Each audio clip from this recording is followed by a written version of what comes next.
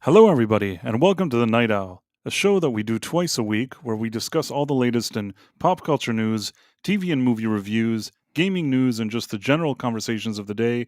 With me, as usual, is my co host, Professor R2. How's it going, Professor? Oh, I'm doing well. Got to have a fun early viewing of Superman today, which we'll get to talk about a little bit later. And otherwise, yeah, just been a pretty good day. So yeah, glad to be And, here. and we have a special guest, which is the real Sean Crummell is with us. Sean is not always able to come because of his late night work schedule, but he was able to make it this time. We're always happy to see him here. What's up, man? Thanks. How's it going? It's going well. So yeah, and for those who don't know, I'm Price of Reason, and yeah, just strange stream. We're talking about like Trump and Superman, which is a strange combo. It is. Uh, It's a different combination. Yeah. It's a different Yeah. combination. But yeah, I guess what was the first thing? What was our first order of business? You know, there's been a lot of stuff going on recently with Trump, and I think that the main thing that everybody's talking about these days is the list of Jeffrey's Island, Mhm. and Oh yes. I feel like you know a lot of these people before they took office, people in the FBI, people whether it's Bondi or Cash Patel or whatever, Dan Bongino, a lot, even JD Vance, a lot of people were talking, and even Trump himself, about this list and how they're going to expose it and how important it is. And what we've seen over the past week is sort of this uh, narrative that they say that it's been closed, no wrongdoing, everything's great. He self deleted himself, and everything is wonderful. And it's kind of a strange narrative, I will say that. Uh, but I know that there's a lot of people that feel very strongly about it, and I also see a lot of people with a lot of meltdowns. But I think that I have a more measured response to it. But before we even get into that, why don't you guys tell me what you think, Professor? What do you make of this whole strange Oh, narrative surrounding it's Jeffrey's Island? it is very strange. The way sort of they just changed. It was almost like they turned on a dime from, oh, we're gonna get this to everybody. We're gonna show everyone what's going on, transparency, whatever. And then all of a sudden it's like, oh, nothing to see here. Move along. Move along. Yeah, pretty Like, much. um, okay, so some of this is believable. Some of it not so much. I still am not of the. I understand the desire to be very conspiratorial, conspiracy theories when it comes to Epstein. Uh, I still am not of the mind that there's no way he could possibly have Minecrafted himself, offed himself, whatever, in jail. He was facing some very very serious time behind bars, and possibly being offed. Eventually being offed by someone else too. Who knows? Uh, I don't know. I'm on that one. I am not convinced that there's no way he could have taken his own life. Uh, Mhm. but at the same time, like, it is all very suspicious, right? Like, oh, that night the guards fell asleep. That night, some of the cameras weren't working. That night, such and such, whatnot. It is all very odd. And then, kind of the same thing with all of the, with the whole client list. Uh, on one hand, oh, it would totally make sense for him to have a client list that he could use to blackmail people. On the other hand, that would be a lot of evidence that could be used against him later on. Yes, he could have used that for, for blackmail and whatnot. If had this list somewhere of all these people that were his clients and whatever, and he could, manipulate them and whatever. But that would also be a lot of evidence that could be used against him if it were ever found, or ever discovered. Assuming that he would ever think that he could be put in that position. Of course. But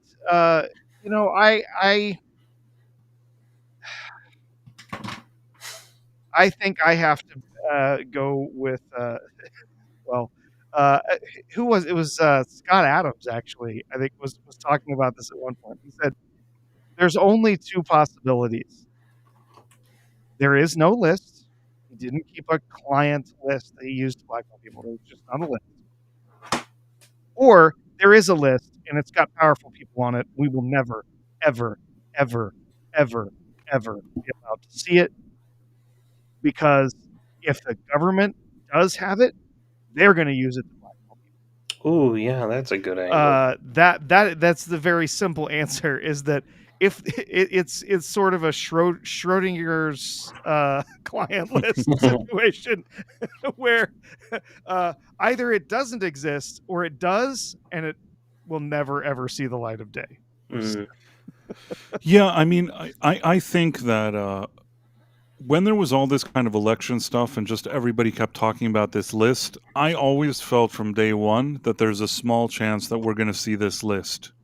The reason why is that, and this is just really common sense. Forget about who's going to use what for what. Forget who has it, who's doing this, who's that. I know one thing, and this kind of goes hand in hand with what you just said and what Scott Adams said.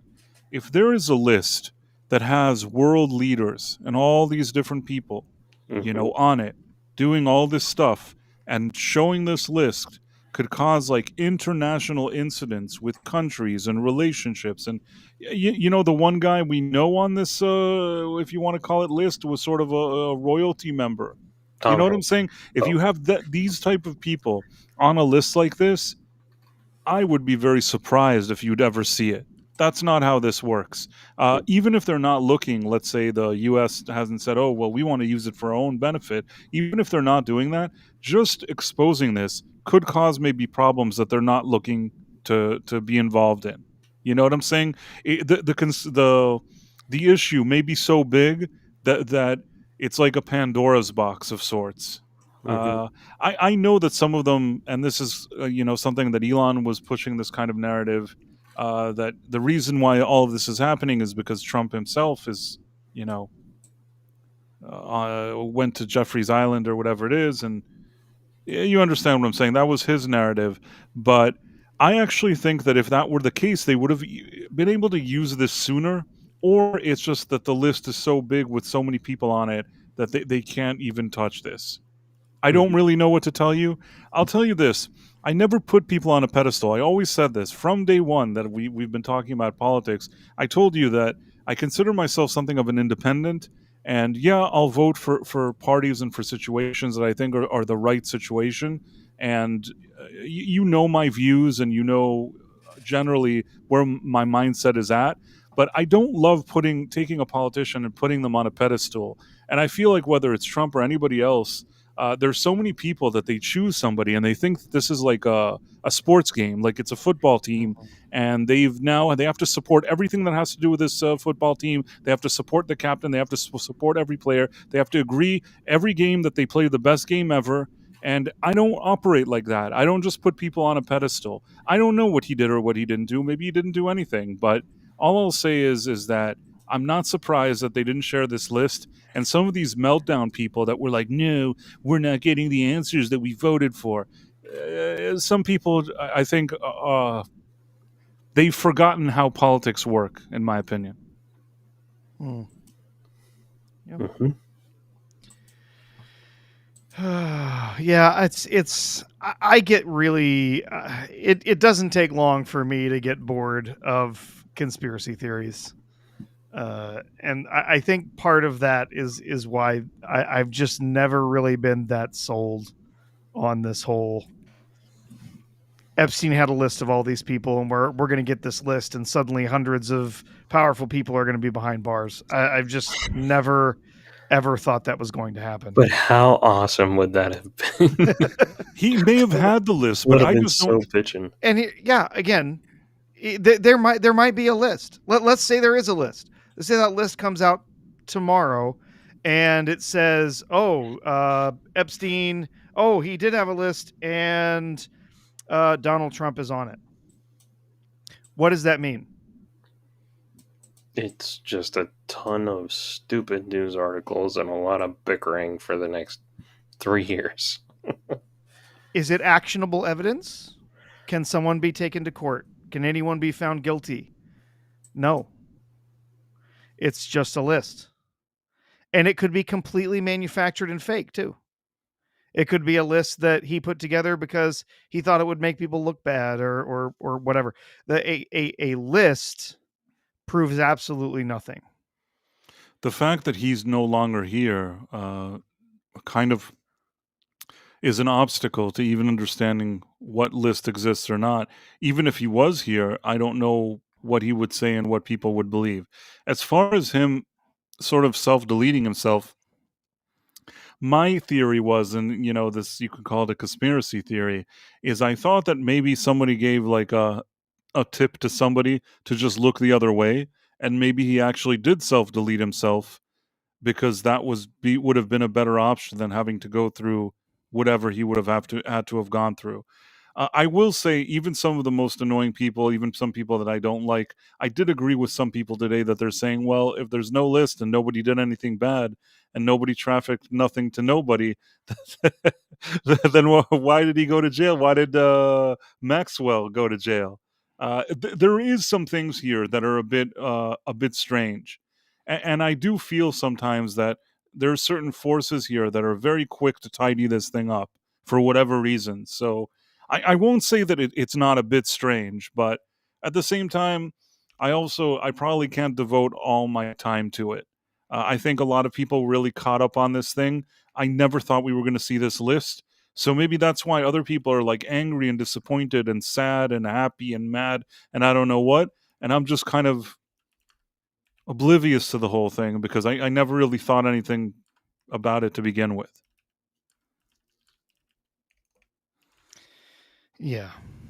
People are saying our meltdown is because the government is protecting actual PDF files. Yeah, nothing new there. Hollywood protects lots of PDF files. So for some reason, I wasn't able to highlight things. It says I'm not an administrator. I'm gonna go back out and come back in. Hold on. Hop out and be right back. So here's the thing though with the list. If there's a list, once again, okay, there's a list. We get the list. Being on that list is... This shouldn't have made me laugh, and for some reason it did. just very naughty dead man. Yeah. So here's what I have to say about the list. Okay, let's say there is a list and they publish the list tomorrow. That list is not even there is no like chain of custody for that list. There is no proof in that list that it hasn't been altered, that it wasn't faked in the first place, that people weren't placed on that list because they were enemies of Epstein or whatever. Like it is just not something that's actually going to prove anything. It can't be used in a court. It's not. You want a certificate of authenticity? Well, I'm just saying that it's not going to come with a certificate of authenticity. Okay, it's not going to be that. Only if there was some more hard evidence, and we exactly just we don't know anything. I mean, do I think? And this I have to say, whatever the administration did, however they handled this from day one, I think they didn't do a good job with it. I don't think they should have made all these kind of declarations Yeah. if they weren't going to be able to follow up on it. I Yes. also think that You're right about that. Pam Bondi, her saying she has the list and now she doesn't have it, and now there's this and that, and she keeps like floundering around. That's not a good look. I think that I think that this is something that if they plan to deliver on it, then you can keep talking about it. And if you don't plan delivering on it, just leave it alone. And I don't think they should have even ran on this platform of we're going to expose the list or whatever it is. Do you I think also think that some people, I'm sure there's some people that they genuinely care about the children that were affected, and they think that's a bad thing, and they want people to be accountable, and that I respect. That's definitely something understandable. I will say that there's some people that are just more than that, are just being kind of nitpicky or using it for whatever. Sometimes it's influencers that now can just sit around and or these kind of quote unquote pundits that can sit around and have content to talk about and clickbait to have people click on and things like that. Uh, I'm talking about the more outrageous ones that are like Yeah. all over whatever. I'm not saying that there shouldn't be outrage or shouldn't be people saying, "Hey, we were promised this, and why don't we know what happened to these kids?" I'm not dismissing that, but at the same time, I do think, as I've been saying recently, that I've also encountered some of these kind of bad faith actors as well in the mix, if you know what I mean. Yes. Yeah. part of me so bitter that I picture them like uncovering stuff. They're like, yeah, we're gonna get everyone, and then they uncover how deeply corrupt things are. They're like, holy cow, we can't release this because it is so terrible. Kivo 1961 says, "Let's just stipulate that the list is the flight logs to the island." You know, I wish I understood fully the whole situation.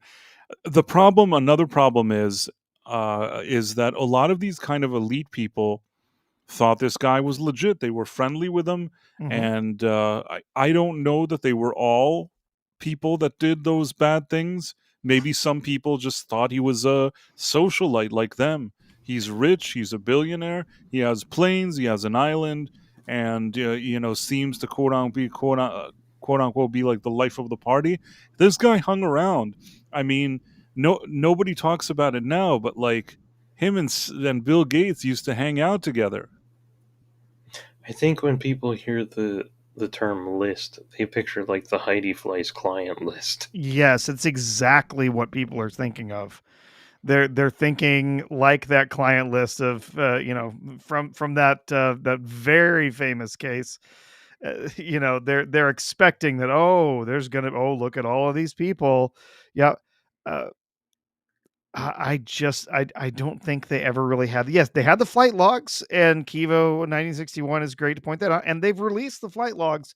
We've seen those. People complained that they were heavily redacted, but there are people there who were the people that were abused, who were on the client list, and so legally those had to be redacted. So there's gonna be redactions. I don't know what else to tell you, but just the whole thing. We're gonna get the list. The truth is, the list was gonna be useful for only one thing and one thing only. It was going to be useful for the court of public opinion to try people. It was going to be useful for people to post, hey, look, such and such guy's on the list. He's a PDF file, blah, whatever. That was the only thing it was going to ever be useful for, was the court of public opinion. That was it. Yep. And if they do have evidence that some of these people are PDF files, then I hope they're using it to maybe find more hard evidence that those people are actually doing those things, so that they can be put behind bars. Well, I guess I'm a more kind of pessimist, cynic person, so this Okay. doesn't seem odd to me. But if people are disappointed, they have a right to feel that way. I guess I never really believed that this would go anywhere. There's just too many. whoever, let's put it this way, list or no list, if let's say there's some people that did some things, they're probably very powerful people. Uh, we only know, like I said, clearly of one. It seems that we know of that one that was part of a certain royal family, and if that's an indication of the type of people that were in these circles, I think that this is, like I said, a kind of Pandora's box. That all the powerful people in the world are sort of all together, quietly, like working to make sure that this thing just is kept under wraps. Do you get what I'm saying? Mm-hmm. Let's accuse the royal family, who previously someone else accused of them of having a connection to Jack the Ripper. Yeah. No, I'm not saying. Listen, I don't know all the people in the royal family, and I'm not saying that it's all them. There's one that they themselves now have distanced themselves from, and he Mm. ended up paying some lady, and that lady is no longer with us. And this could all be coincidence, of course, but to me, it really gives like uh, an indication of how high up this goes. And just from my experience, when there's something that goes this high up, you're not going to hear about it. I always think of George Carlin, and I've been thinking about it more in recent times. With that, I always get the quote wrong, but there's something like it's a big club and you ain't invited or something. What's the I think that's close to it. Yeah, that's pretty close. Yeah, they have a club and you're not invited, or however you say it. And I feel like this is another example. And like I also told you, Professor, the other week, that I've been thinking about that movie, Eyes Wide Shut by Stanley Kubrick. And I wonder if that was his last movie as a little bit of a middle finger to maybe a group of type of elites that he would mingle with. And that's what he thought of them. Didn't I Because it hear is a that? very strange movie if you think about it. Didn't I hear there was a conspiracy theory about him making a movie for that very purpose, and then he died, and the movie didn't get finished quite the way that he wanted it to be? No, he didn't. It's the only one that he didn't fully finish it. I think. Yeah, I think that somebody else had to edit it and put it together, or maybe there was like a first draft of it, and he died. Mm-hmm. It could have been. I want to assume that it was of natural causes. I mean, he was older, but it's true he never really finished that. Yeah. I'm so bitter lately. if you tell me like, oh, they killed him, I'd be like, oh yeah, I believe it. Or any conspiracy theory lately, I'm just like, oh yeah, I totally believe it. You know what? He died at age 70, which it seemed. I'm not saying you can't die at 70, but it seemed like maybe at a few years. It just seemed kind of surprising. Yeah. He didn't live a particularly healthy lifestyle, from what I understand. I can believe that. So, yeah, 70. I mean, Okay, yeah. wait. There's a lot of us who would be lucky enough to make it to make it to 70. I agree, but still, I don't know. It just seems weird. Let me see what it says here. It says this is about Stanley Kubrick's death.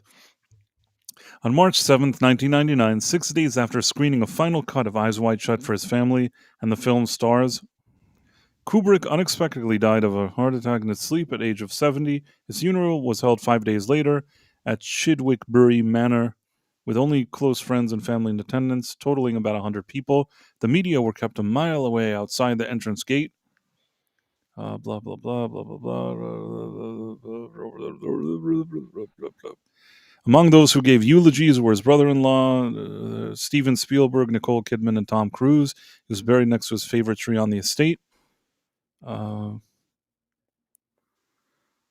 tragedy of old age is not one is old, but that one is young. Oh well, I don't know. All I know is he screened that movie, and that was it. 6 days isn't a long time afterwards, but 7 would have been 2 on the nose, I guess.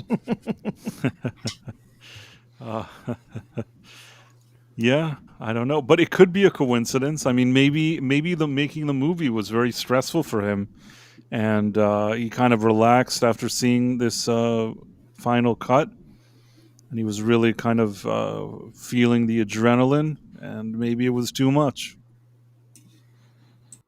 Maybe. I don't really know. I don't know. I mean, it could happen. You never know. You never know. In any case, it's a weird movie. Yeah, yeah. I would say, given the subject matter, he probably spent a lot of time with blood not rushing to his head. Uh, the thing is that I was so baffled by it when I saw it, and I think that I didn't really know what to think about it. But over time, I think I appreciate the movie more. I think later on, once I saw it, and now maybe at some point I'll watch it again. I'm now curious what happened in that movie, but the whole idea of Tom Cruise in this kind of elite group of people that are doing naughty / shady things, I don't know. I find it more interesting today than I did back then. You know, I think I told you this. Back then when I saw it, I'm like, yeah, right, all these rich people are doing this weird stuff. But now when I see it, it's like, oh, yes. Oh, oh, you know, rich people have always been doing that stuff. We're talking about ancient Rome here. That is true. That is true. But they've been doing that kind of stuff for a long time. Rich people do all sorts of crazy things. It is 100% true, but I felt that it was more of a fantasy situation when I saw it years ago, and now I think I would see it from a different lens. I guess, you know, I'm older, and now I understand Kubrick a little more. I feel like this movie didn't just come out of left field. There's a reason why he made this movie. Maybe. People also think that he filmed the moon landing. And I don't know. Some people think that, yes. Some people think that. And you know what? If you were going to do a thing where you're not really going to the moon and you need some footage, he would have been a good person to go to at that time. I guess. I'm not saying he did. I'm just saying that if you were in that situation and you wanted to do it, he would probably be a good option. We won't get into it. I will say that with tinfoil, with a spaceship made out of tinfoil, they left the Earth, went through the Van Allen belt, landed on the moon. Yep. Came back and did it like at least 6 or 7 more times, and then never again. Never. They can't remember how they did it. Now, if you ask them, they're like, "We don't remember how we got there." Oh no! I feel like everybody's jumped ship. Sorry. I know I'm weird. I feel like every time I explain my idea about the tinfoil spaceship, everybody gets annoyed. Sorry, Professor. Sorry. I know that you have the exact opposite opinion of me. That is true. I mean, listen, I want it to be true. I'm with you. I wanted it all to be true. I just feel a bit strange about it. It's one of those things that over the years, I'm also like Kubrick. You know what I mean? Back in the day, I'd be like, never. And now, as I grow older, I understand Stanley Kubrick more. Anyhow, well, we won't get into it tonight. We won't get into it. I feel like everybody has jumped ship. You know, sorry guys, it's fine if you don't have to agree with me on my strange conspiracy theories. Everybody has their own conspiracy theories they believe, and The Shining was a good movie. No, but go on. You don't like it? Oh my god, I hated it. Why did you hate The Shining? I like The Shining. So boring. Kubrick. I still need to watch more of his stuff. There's certain things I haven't seen, but I feel like he's like a master at framing a shot or moving through a shot, but he is absolute crap at telling a story. Well, but that's my opinion. He takes his time for sure. Yes. He just does whatever he does. He takes his time, and it's a different type of movie. If you're expecting like the kind of movie that plays out in a kind of reasonable pace, and things are happening the way you think they should at the speed that you think that they should be happening, that's not gonna be a Kubrick movie. Kubrick movie, you need a lot of patience. But I feel like if you Five Oh no, times. Stephen Five. Mack. I hope that's not. That's not. I hope that's not true. Why? Because of the moon, or because of the Kubrick and The Shining? 5 times I fell asleep during the dawn of time in 2001. Oh, come on. 5 times. I don't know how I made it through that movie. I love the monolith. Like, it is one of my favorite sci-fi characters. But I struggled with that freaking movie. I mean, oh, sorry, Stephen Mack. Yeah, everybody has their own Oh. opinions. I understand. I don't know it for sure. I've just always been suspicious of that one. When it comes to Stanley Kubrick, uh, I agree with you that 2001: Space Odyssey. It's a movie that I saw it once, and this is really great because I'm really happy that this is the way I saw it. I studied film, and in one of my classes, a lot of my classes, they would actually have you sit in the theater, and like they'd in a kind of small theater, they'd show you the movie. And I'm so lucky that I saw 2001: A Space Odyssey on a big screen in a theater, because I feel like if I had to watch it at home, it wouldn't capture my attention the same way. Only because I was sitting in a dark theater on a real chair, like in the theater, and you're watching the movie, my attention was focused on it. And it's like you said, Sean, it was very slow. I didn't love how slow it was, but I kind of understood that I'm watching something very artistic and interesting. And at the end, I thought to myself, this movie has a lot of brilliant things. It was ahead of its time. Kubrick is a genius, and then I never watched the movie again. It has brilliant stuff. Some of the shots where like the woman's going down the hallway and then she goes upside down on the Mhm. on the tube. I'm like, this is amazing. But he desperately needs an editor. I have probably seen 2001 at least 3 dozen times. Really? It is one of my 2001: A Space Odyssey. I've probably seen it at least 3 dozen times. Who hurt you? It is an incredible film. It is absolutely visually stunning. The shots, the way that they recreate the characters in space and zero gravity and everything is absolutely amazing, especially for the time, a technical achievement that even Star Wars couldn't achieve. It was absolutely believable, incredible.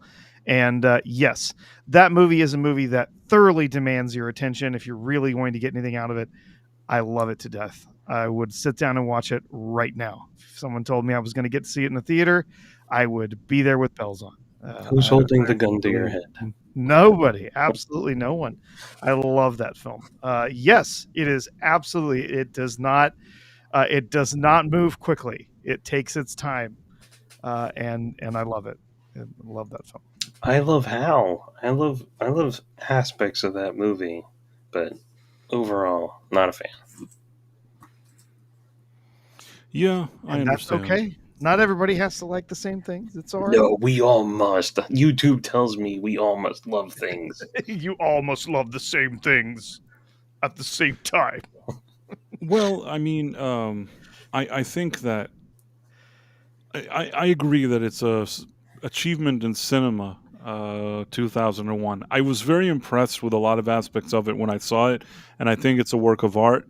But it's not one that I could easily just sit and watch all the time. I don't know why. It was just it was a bit of a slow paced movie.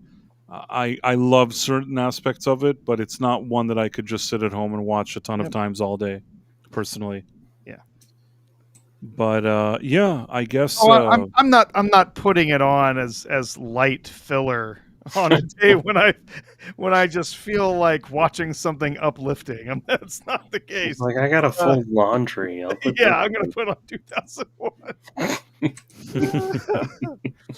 Yeah, exactly. No, it's no. I love that film. It is gorgeous. Technically, it's an amazing achievement, and I enjoy what it has to say. And what there is of the story there. Part of it, I think, probably I would imagine I'm probably also projecting a bit of stuff onto it, having read the book that was written at the same time as the film. They were sort of written together. but the book fills in some of the stuff that you don't really get. It's sort of either hinted at or you're left kind of guessing in the movie. It fills that in for you and lets you know exactly what's happening. For instance, the monolith, when it appears there with the apes in the past, it is actually like probing them and manipulating them and changing them and stuff, so that they're gaining intelligence from the presence of that monolith. That's not necessarily shown to you in the film itself. That sounds like somehow but- Palpatine returned. Now go read the comic. Now go play Fortnite so you can learn what happened in this in 2001. Yeah. No, but it's implied in the film, but no, yeah, it's no, I do love that film. Yeah, some people, there's a lot of people out there don't like Blade Runner. Think it's way too slow. Depends on what version. Elizabeth Quince was saying Ridley Scott used footage from Shining. I can't hear you, Professor. As they're I leaving. thought it was Yep. me. No, it was I couldn't hear him either. I didn't know that he used footage from The Shining, but I guess it makes sense. Well, I'm trying to think. Was there anything else going on? I guess Trump is trying to do more peace in the Middle East or something. Yeah, there was I don't- also a rather seismic decision from the Supreme Court today, so we could talk about any of those things. What was it? Is Oh, the so here I will. I can share this with you here. Who do I want? What? We'll just go with the first one here, New York Post. So today, the Supreme Court, as it says here, green lights Trump's administrative plans for large-scale firings at federal agencies. So this is another one of those cases where we had some district court judge said, nope, you can't do that, and tried blocking the administration's efforts to move forward with some of their plans. They said, nope, you can't do that. And of course, we've already had quite a lot of discussions at various levels, and the Supreme Court has already had to slap down a few things with some district judges, and this is just one more. This time, saying no, they cannot block the administration's plans for large-scale cutbacks at many different agencies. So you'll remember this happened pretty early on, when all the Doge stuff was making the news pretty regularly. The administration was basically saying we're going to be eliminating all of these positions. All of these people are laid off. We're going to give an option for all of these people to retire early if they want, and they can sign this document saying they're retiring early, and then sent out directives to another, sent out letters to a bunch of the different administrators of different agencies, those running, Department of Education, Department of Defense, Department whatever, saying, all right, we're going to have a huge reduction in force. So start figuring out where you're going to cut all these jobs. And the district judges had said, nope, you can't do that. You got to freeze that. Can't do it. And now the Supreme Court has come back and said, no, you can't block it. This is the executive branch. This is their job. They're the executive. There's nothing here. There's nothing unconstitutional about him saying we're cutting jobs. We're cutting positions. We're laying people off, and we're asking for strategic reductions in force throughout different agencies. So basically, the opinion said, the simplest version of it says, because the government is likely to succeed in its argument that the executive order and memorandum are lawful, and because other factors bearing on whether to grant a stay are satisfied, we grant the application. So it says we express no view on the legality of any agency's reduction in force and reorganization plan produced or approved pursuant to the executive order or memorandum. So they say, go for it, Trump. You are the executive. This is your administration, and you are free to start these reductions in force. So Very, very disappointing for a lot of government employees who were very happy to take home checks and do almost no work. So, yeah. Yeah, and also probably some people disappointed that we're against Trump doing all of this.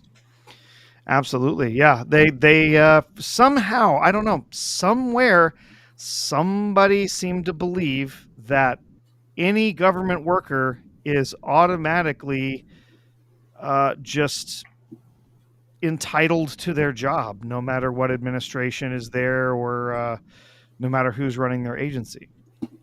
It's an interesting way to think about things, that people are entitled to their jobs no matter what, especially if they're government jobs. Yeah. Well, I guess they tried a lot of stuff with judges, to squash stuff that Trump is doing.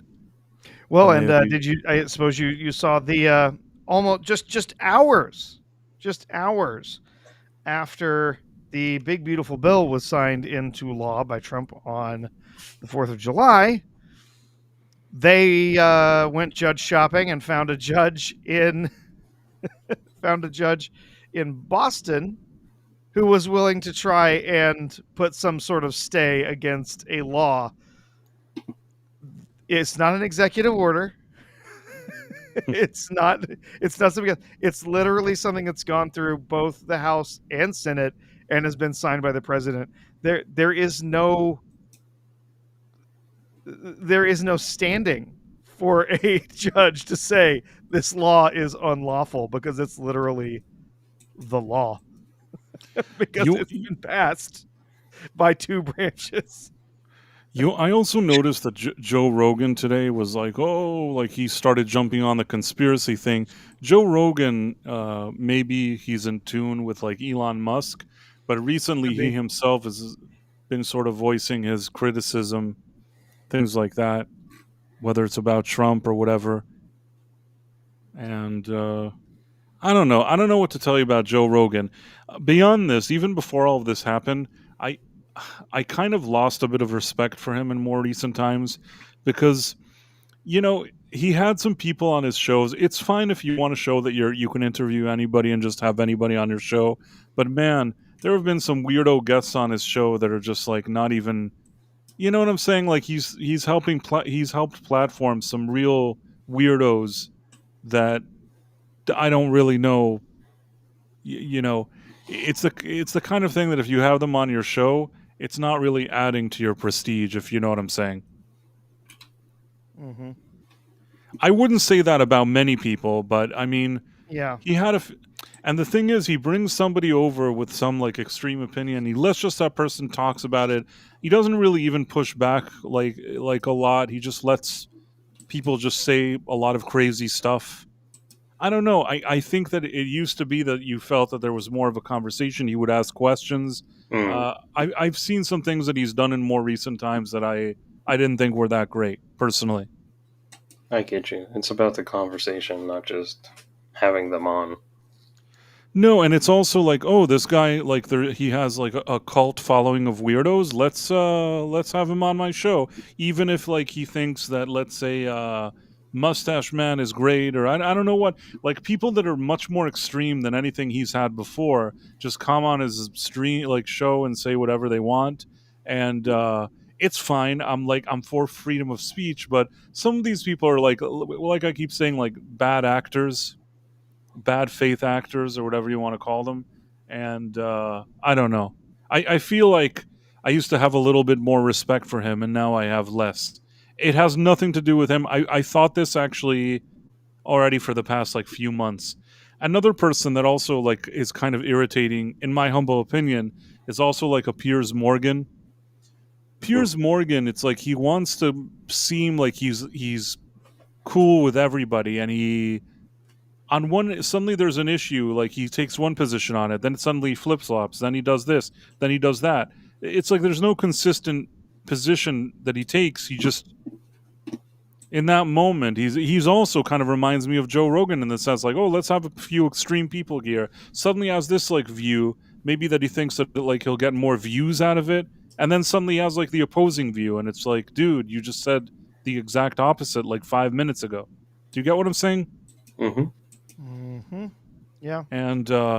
And listen, even though I saw today like a clip of Tucker Carlson, who I also think has gone astray, he basically said something that kind of amused me. That he's like, "Oh, I want to apologize to Jeffrey.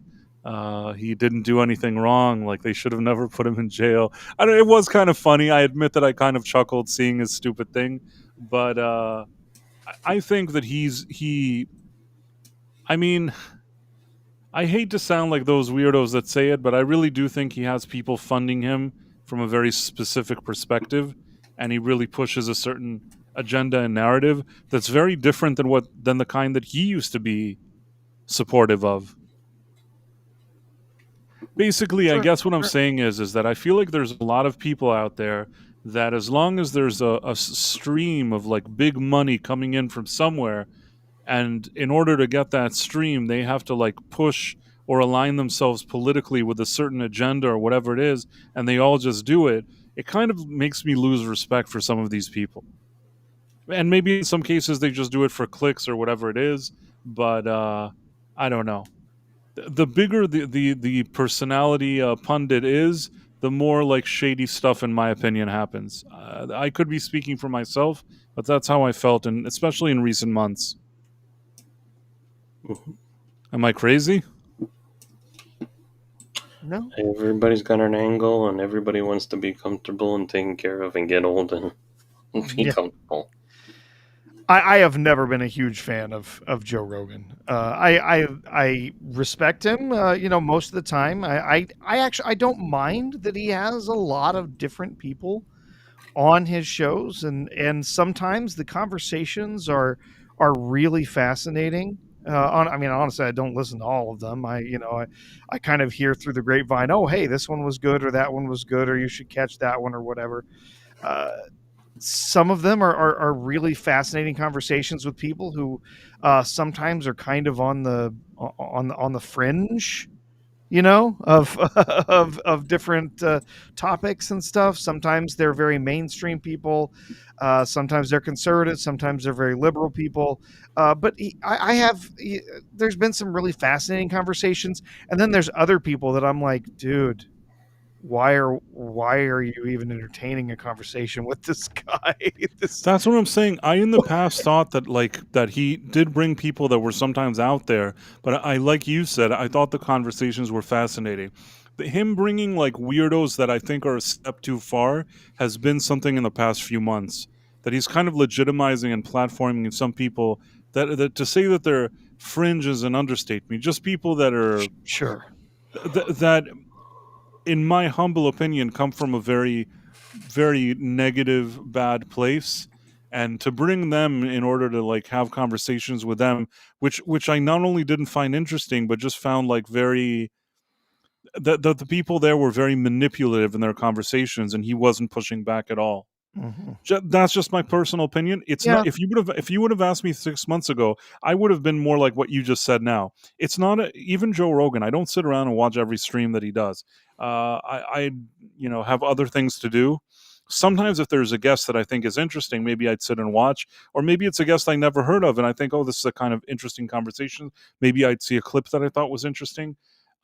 I generally thought to myself, I respect what he's done. He built himself as a good podcaster. He interviews a lot of different people from different places. And I didn't have that additional comment that was kind of negative. The negative comment, I think in the past 3 months, there were a few instances where I'm like, dude, you know what I mean? Like I thought,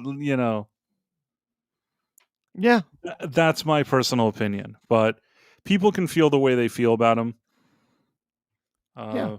Again, I don't have any particular like big problem with him. No, I like I him mean, well enough. It's just yeah, it seems odd. Some of the people recently that he's chosen to, as you said, kind of chosen the platform and get on his show. There's been some very strange people with some very strange stuff to talk about. So I don't know. It's weird. yeah, I mean, it's a matter of personal opinion. Zaferson Toksaz says Joe Rogan Rocks have been following him since his early UFC days. No problem with that. I know a lot of people that listen to his show. I'm not Yeah. hating on people that listen to him, or even I'm not hating on him. I just think that I thought more of him in the past, and I think a little less of him now. And Piers Morgan, I don't know if I ever thought like great things about him, but he's given me the impression also that he kind of isn't. I considered him a bit more serious than he was. In recent months, I've also seen a lot of strange floundering around from him. And for him, like I feel like he Oh. even does it, in my humble opinion, in a way that feels disingenuous. Piers Morgan, there is only one word that you need for describing Piers Morgan: Narcissistic. opportunist. But close. That's it. That's exactly how I feel He's about an him. opportunist. He's Yes. going to go wherever the wind blows. He's going to take whichever position is the one that's going to get him the most attention. I have absolutely no respect whatsoever for Piers Morgan. None whatsoever. If the UK would take him back tomorrow, I'd let him have him. I've never seen a clip of him say anything remotely wise or No. anything. He is No, an he's like opportunist. 100%. I agree. I think opportunist is a good way to describe him. But I was still more positive about him. But I think over the past year, again, sometimes I see his little things and he interviews people, and he goes all over the place. I mean, I like people that are sort of consistent, whatever their opinion is. I like some kind of consistency. People that are Agreed. just changing their opinions based on opportunity, I don't like as much. And yeah, I mean, I kind of I know some people may like him, and that's fine. But I sort of feel that way about Tucker Carlson. I've never been a huge a fan of his, in the sense that I'm like I've always felt that he has this kind of vibe that he thinks that he's the smartest person in the room, but I'm not saying he's stupid, but he's not the smartest person in the room. Meaning, if he and I were in the same room, I'm not sure that he'd be the smartest person in the room. He's a hustler. He's also an opportunist. He's made a great career for himself. He makes a lot of money. Can't take all of that away from him. And in that sense, you could say he's smarter than me. You know what I mean? In terms of how he built his career and the opportunity and what he's done. Can't take his achievements away from him. But removing all the kind of hustle and stuff like that, just as people, if he and I were in the same room, he would not be the smartest person in the room. Yep.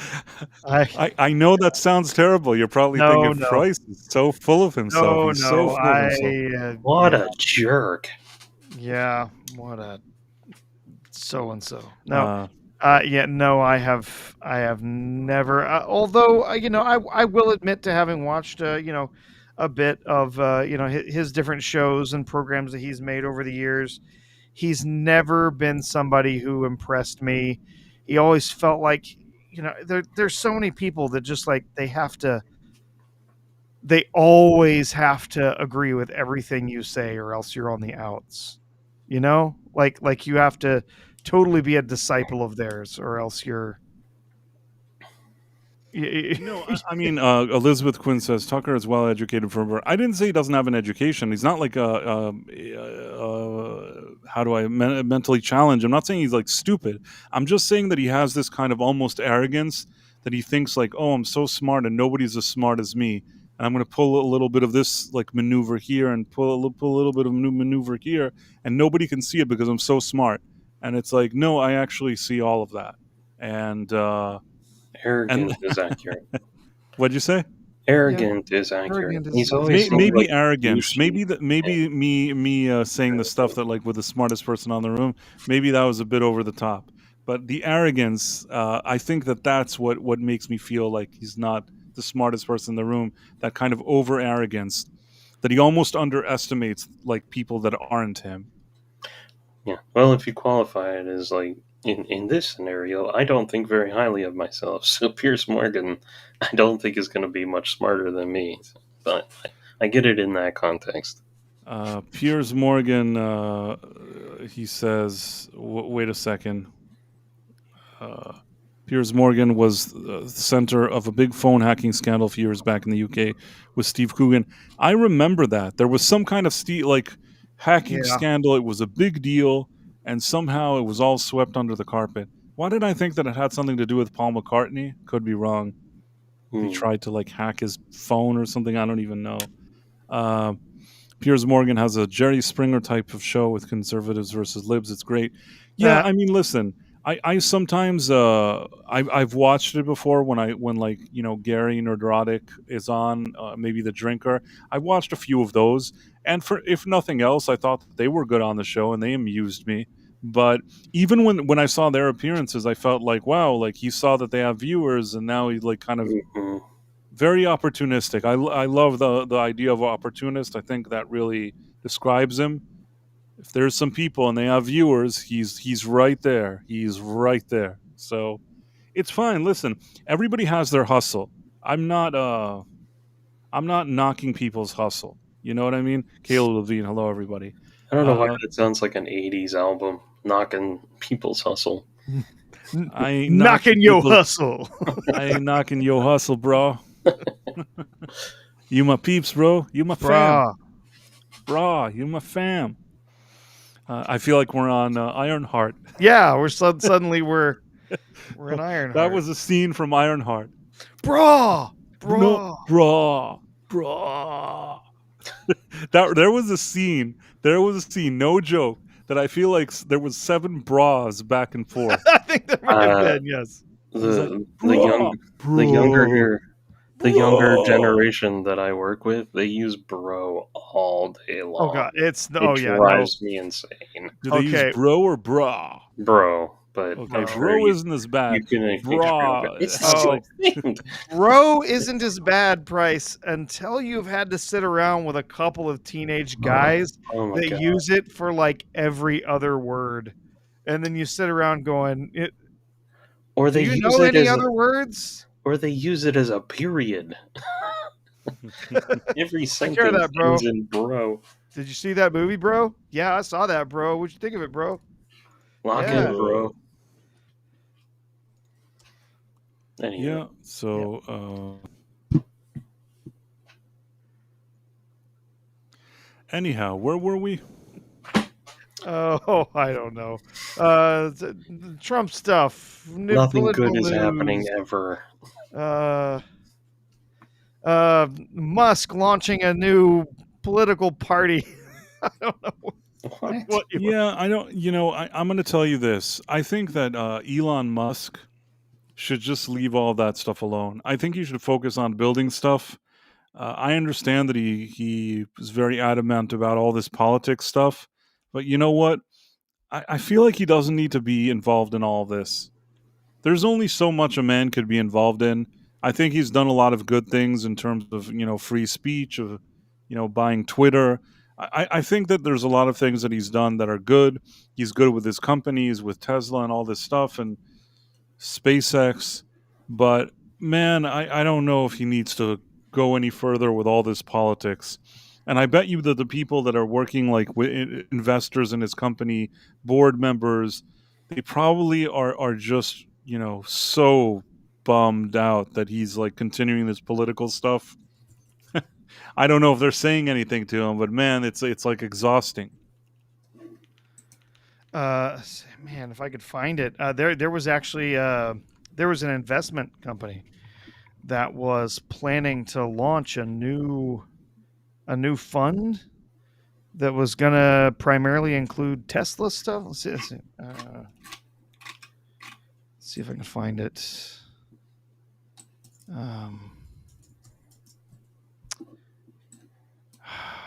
Yeah, I'm not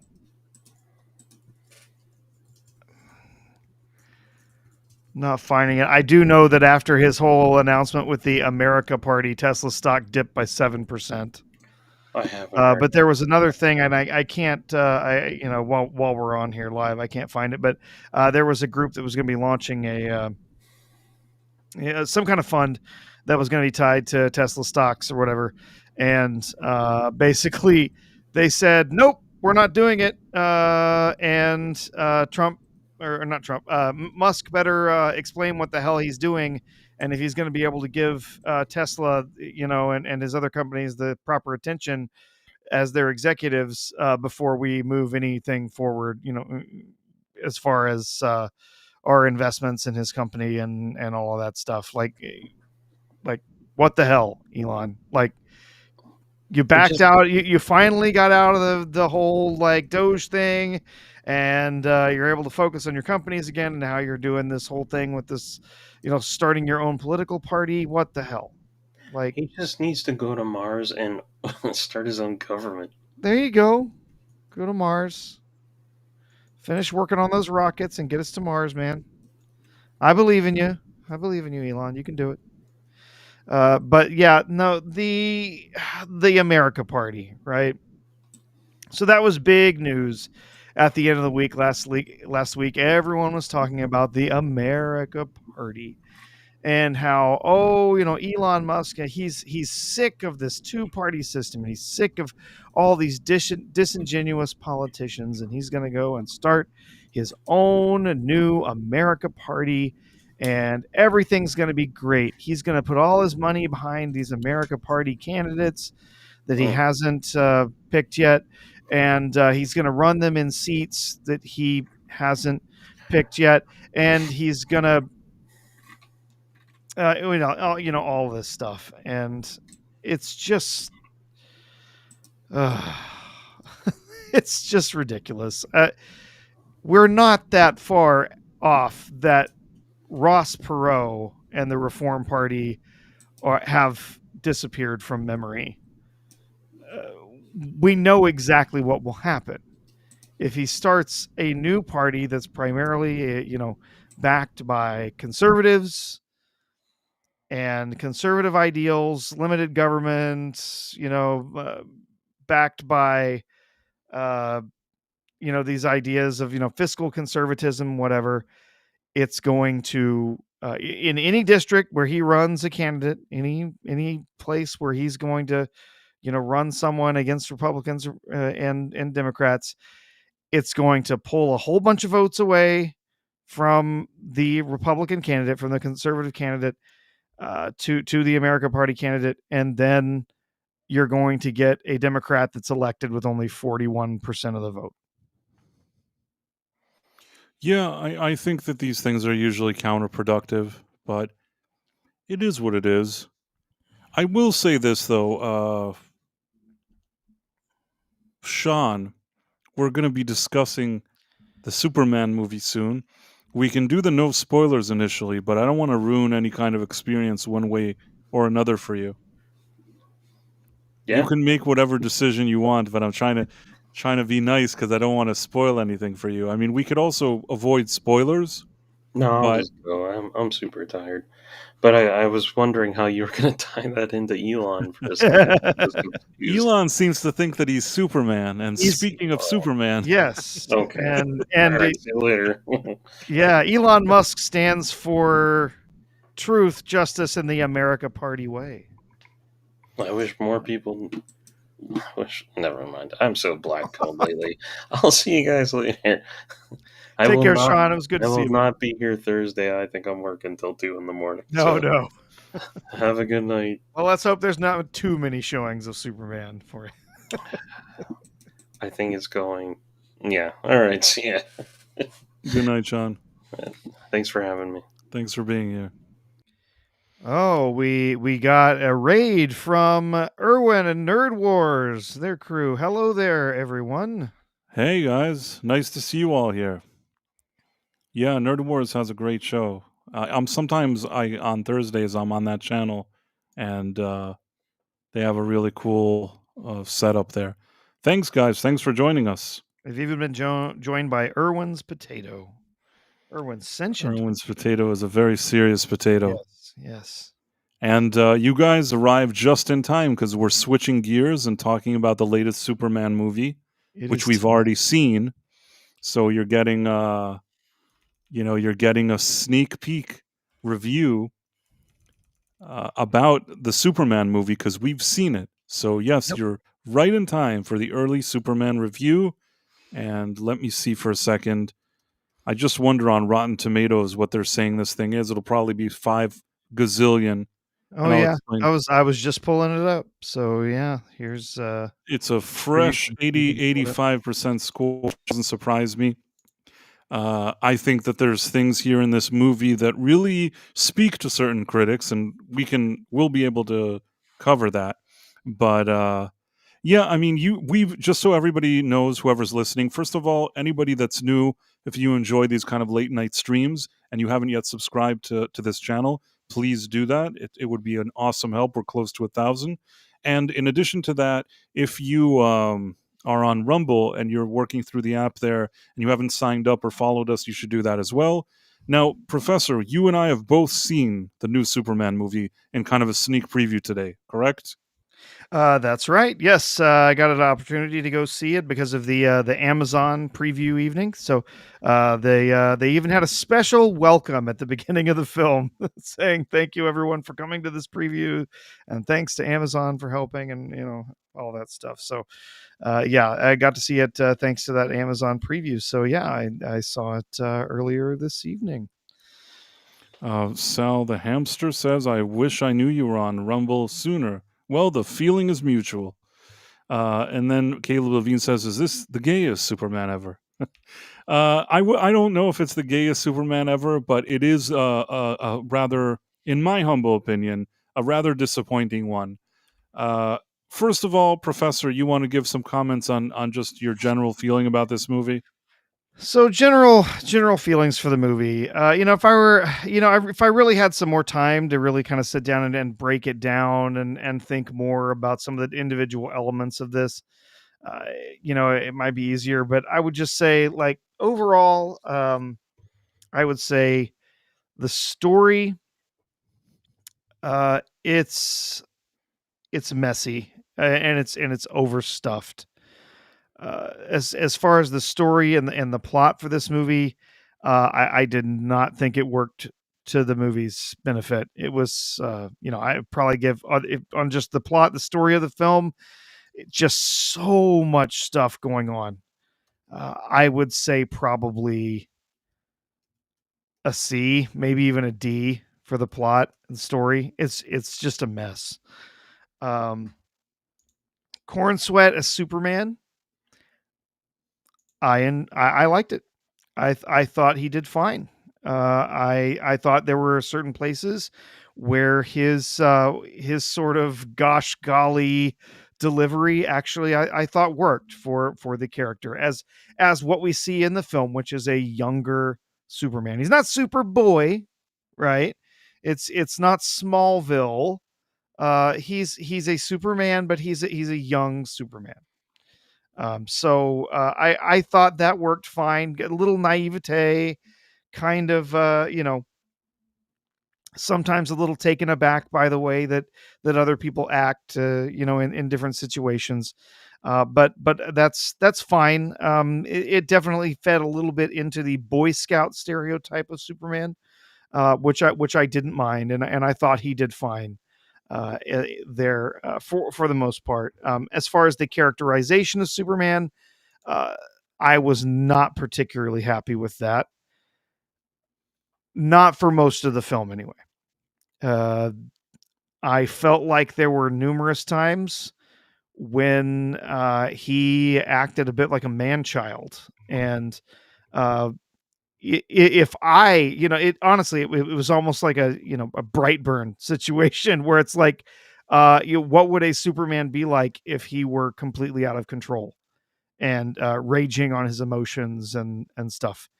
Uh, that actually would be rather terrifying. Um, let's see, what else? Holt as Lex Luthor. I did not mind his performance. I thought it was fine. I've seen a lot of people heaping praise on him. Uh, I thought it was fine. I did not like this version of Lex Luthor. Now, did I like it better than the version in the Snyderverse? Absolutely. But I did not like this version of Lex Luthor. He is 2 steps away from being a mustache twirling villain. Uh, and I didn't like the way that they took the character. Let's see. Lois? Well, first of all, we got Yeah. a 99-cent Oh, yeah. super chat from the dead man, which was a poop sticker. I'll try to highlight that later, but with the ticker Yeah, and us in the screen, it's a little hard now. But we'll get back to it. Thank you, the yeah, Dead Man. We appreciate that. yeah, And yeah, I mean, if I can give some of my thoughts here, yeah. Go ahead, uh, go ahead. first of all, I like that you use the word mess, because that's something that already, when I was kind of writing in my review, that is actually a word that I used to describe it.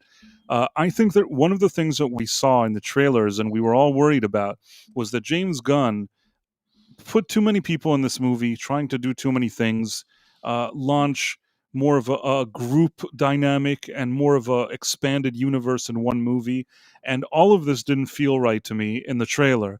And I said to myself, well, maybe it's not going to play out like that in the movie. But you know what? It did play out that way in the movie. I felt that there were too many moments that he relied on other people, other characters, other Oh yeah. superheroes to help him. Most of the time in this movie, it's Superman getting his ass kicked while other people have to come and help him. And he, to me, seems kind of like a goofy loser at times. I know that's maybe like a whiny, goofy loser at times. That is not the vibe that I want to see from Superman. Now, I want to say that I think that David Cornsweet was not the person at fault for this. I Mm-mm. feel like in the No. moments that they told him to be more confident and act more like Superman and be like cool, I think he was able to pull that off. So Yes. my criticism isn't really towards him. If people were worried, oh, this guy, like, can he even act, can he do the thing, didn't have an issue with him. I thought he was fine. What he needed was a better screenplay, and not one that made him almost like a secondary character in his own movie, where all the other people are more kind of stunning and brave than he is, or whatever you want to call it. That kind of annoyed me. Do you know what I'm talking about? Absolutely, yeah. So he's sort of played as this rather naive version of Superman, and in some ways that works, but in a lot of other ways it doesn't. And so he's naive to all of these other heroes who are experienced and knowledgeable and know their way around things. And it's like well, I want to, I want to do this without killing anybody. And then the other heroes are like, oh, come on, man. Seriously? Like, let's just get this over with, you know? Like, uh, I want to try and save lives. Well, we got to, we got other, priorities, whatever. It's, yes, there's, granted, there are only really, there is not a panoply. There is not this whole giant Justice League, Justice Gang. God, they said that way too much. There's not this whole league of other superheroes around that are all showing up Superman, but there's enough of them. There's the three that you've seen. You've seen all of them in trailers. You've seen Guy Gardner, Mr. Terrific, and Hot Girl. They're they're around, and they're not just there for one scene. They're there a lot, especially for some reason, Mr. Terrific. There's a whole lot of Mr. Terrific, which I don't know. Sometimes that character worked for me, and other times it did not. But um, yeah, it is overstuffed. There's too much in this movie, and then yeah, just all of the other issues that it has. Even with all of that, I will say overall impressions. I'll get back to that. So overall impressions. While there are definitely issues here, I still had a good time in the theater. I didn't leave. This was not a uh, this was not a movie that was so bad that I left the theater just shaking my head at how awful it was. This was not, Captain America: Brave New World.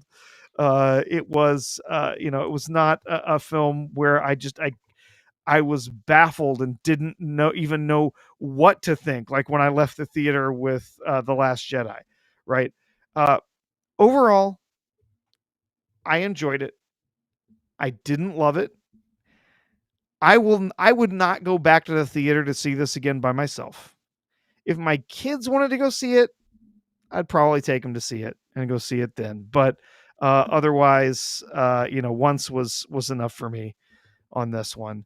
Overall, I think probably I don't know. I need to think about it some more, and maybe we'll get to that. We'll bounce some stuff off each other as we're talking. But overall, I'm gonna say like a low B or a high like a B minus or maybe a C plus. Depends on how much more I I'm think about it. still well for me. Anything below a 60 is considered a failure, and for me, it's like sort of sitting at the borderline. Meaning, Yeah. Okay. I'll tell you what my issue is. James Gunn is a competent filmmaker. He's capable of making a movie. And if this movie was not Superman, it was called uh, Splendid Man. Okay, if that was the movie and it just had a character that I've never seen before, and I watched it, and I was watching Splendid Man, I'd probably say this was a competently made Splendid Man movie. The problem is, it's not a Splendid Man movie; it's a Superman movie. And if I treat it as a Superman movie, you have to think to yourself, did the person understand the assignment? And I say this to you, Professor. You're a professor, so I'm saying you've had students before, and let's say you give an exam and you ask a certain question, and maybe they write a really, really thoughtful paragraph as an answer, but they don't really answer your question. So, as much as you're, you know, impressed with the thoughtfulness of their answer, you still can't give them the points if they didn't answer the question, correct? Yep. Yep. And I think that here, this is my main problem is James Gunn had an assignment, okay? The assignment was he has to make a Superman movie. And when I kept thinking to myself, does this really feel like a Superman movie? And this is where I struggled. That at the end I could say he's competent and he made a movie that was competent as some movie, but I think that he didn't fully get the assignment. And if I'm going by the assignment, I don't know if I'm giving him a passing grade. And that's really the part that I struggle with. It wasn't the worst movie I've ever seen, but as a Superman movie, I was very disappointed. I was disappointed with the Zack Snyder movies too, for different reasons. But at the same time, I feel like Zack Snyder and James Gunn both have one similar issue. Both of them have a certain style that they like to do movies with, and they came here, instead of adapting themselves to whatever Superman is, they wanted to change Superman to fit their own personal style. Do you get what I'm trying to say?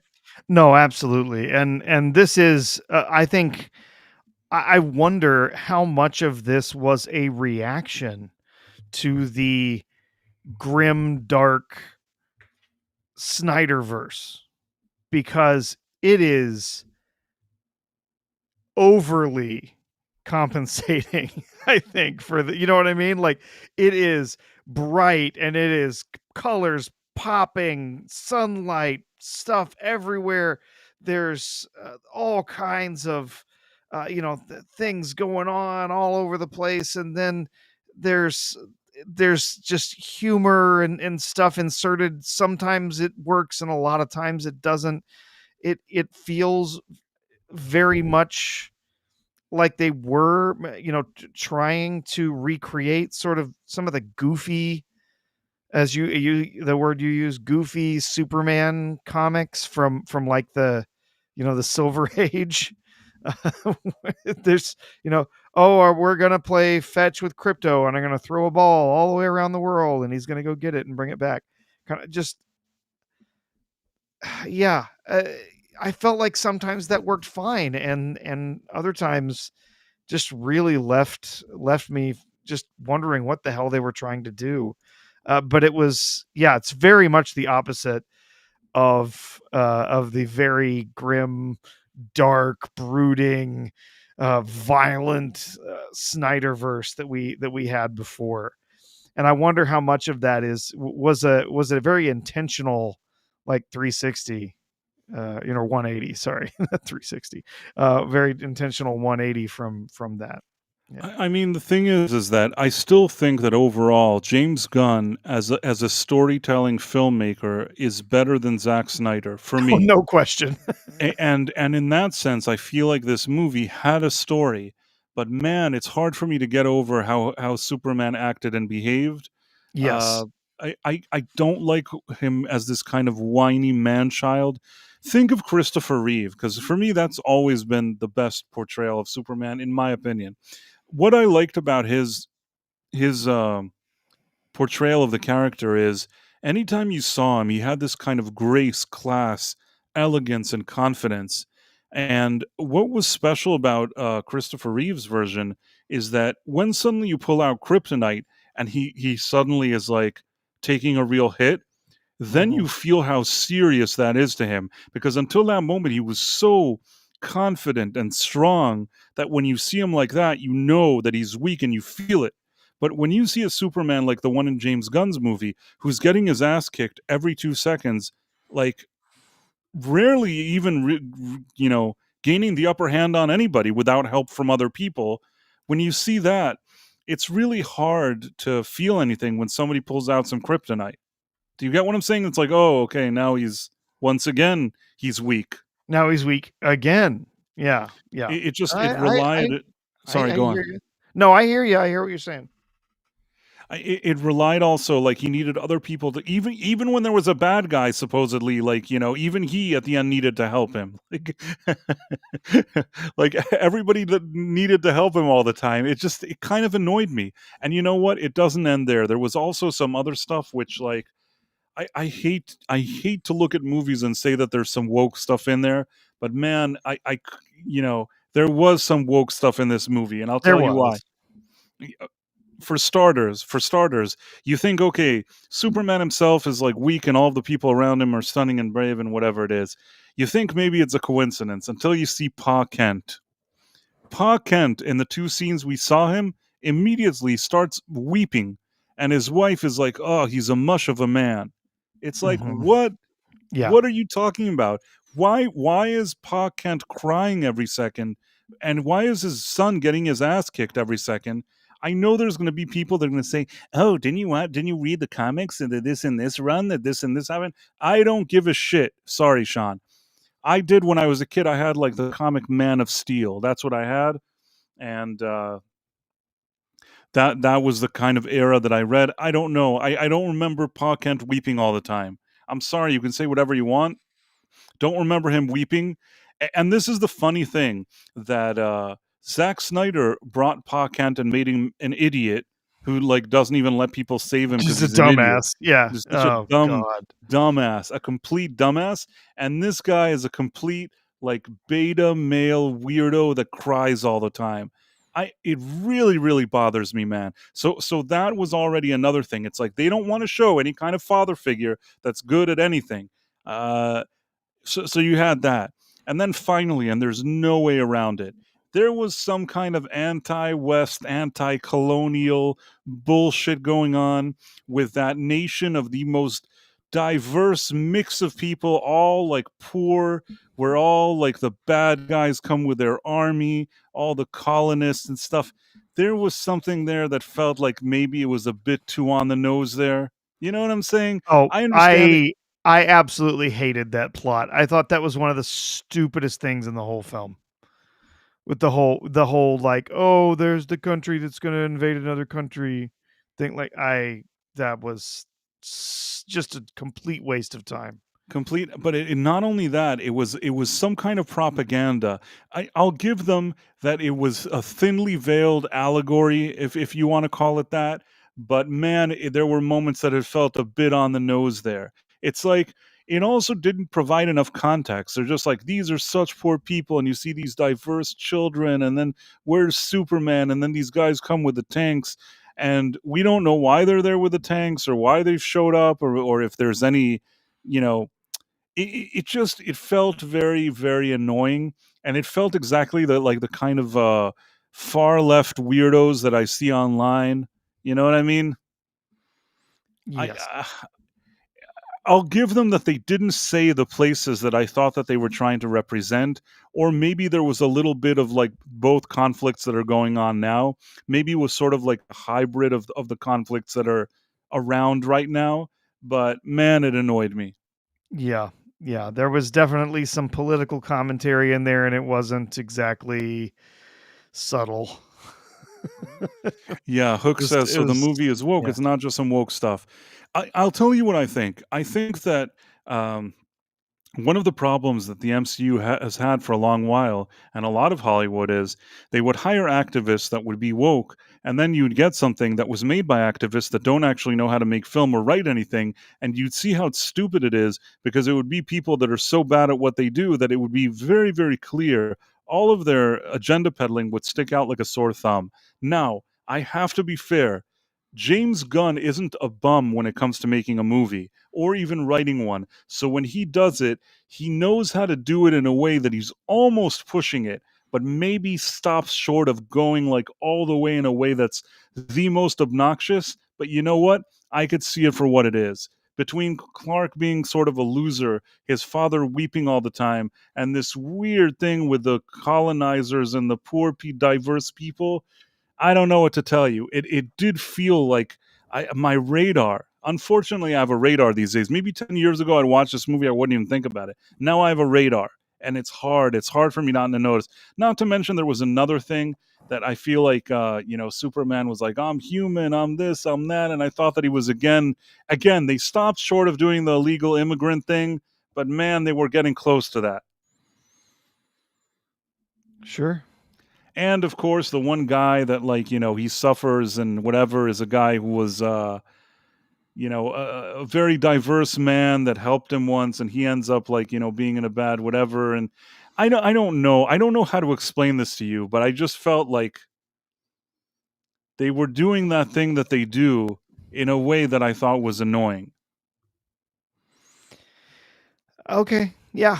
Yeah. I see what you're saying. Yeah. We don't want to go too far because we don't want to stray into spoilers, at least not just yet. But No, I don't think I yeah. spoiled. I think Yeah. I actually Well, think I'm that just I saying spoke I can't really elaborate, right? It's just right, I right, know what but you mean. I know what you mean. I I Yeah. I think I did everything without really spoiling. I Yeah. just Yeah. the key points that I said, that his father was a wuss. I'm Yeah. okay with that. I I can had live. in my notes, Superman's parents are bumpkins and cry a lot. I hate it. There's such. At least dad gave some good advice.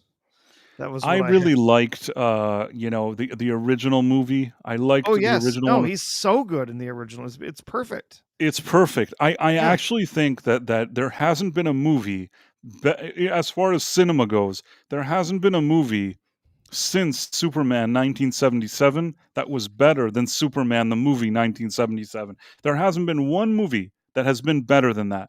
Yes, I understand that the visuals are dated, and you could complain about that. In terms of casting, in terms of character development, of writing, of an origin story, of all that stuff, that movie got everything right, and all the movies that followed in its footsteps are never able to top it.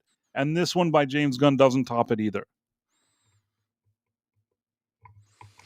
I had a Yeah. strange thing. When I walked out of the movie theater, I don't know. There were some people, and also, there was like a line outside the bathroom or whatever it is, because like it's a big theater and a long movie, and a lot of people, dudes, were like, "Oh, what'd you think of the movie? What'd you think?" They were talking to each other, and also somebody asked me, and I said I don't really like that they made Superman a bum, and I feel like it's weird because you had some people that I could tell really understood what I was saying, and you had some people that like completely didn't want to even believe that. And there's one guy that walked up to me, and he had like a shirt, like the kind that looks like somebody gave it to you in Hawaii, like the shirt.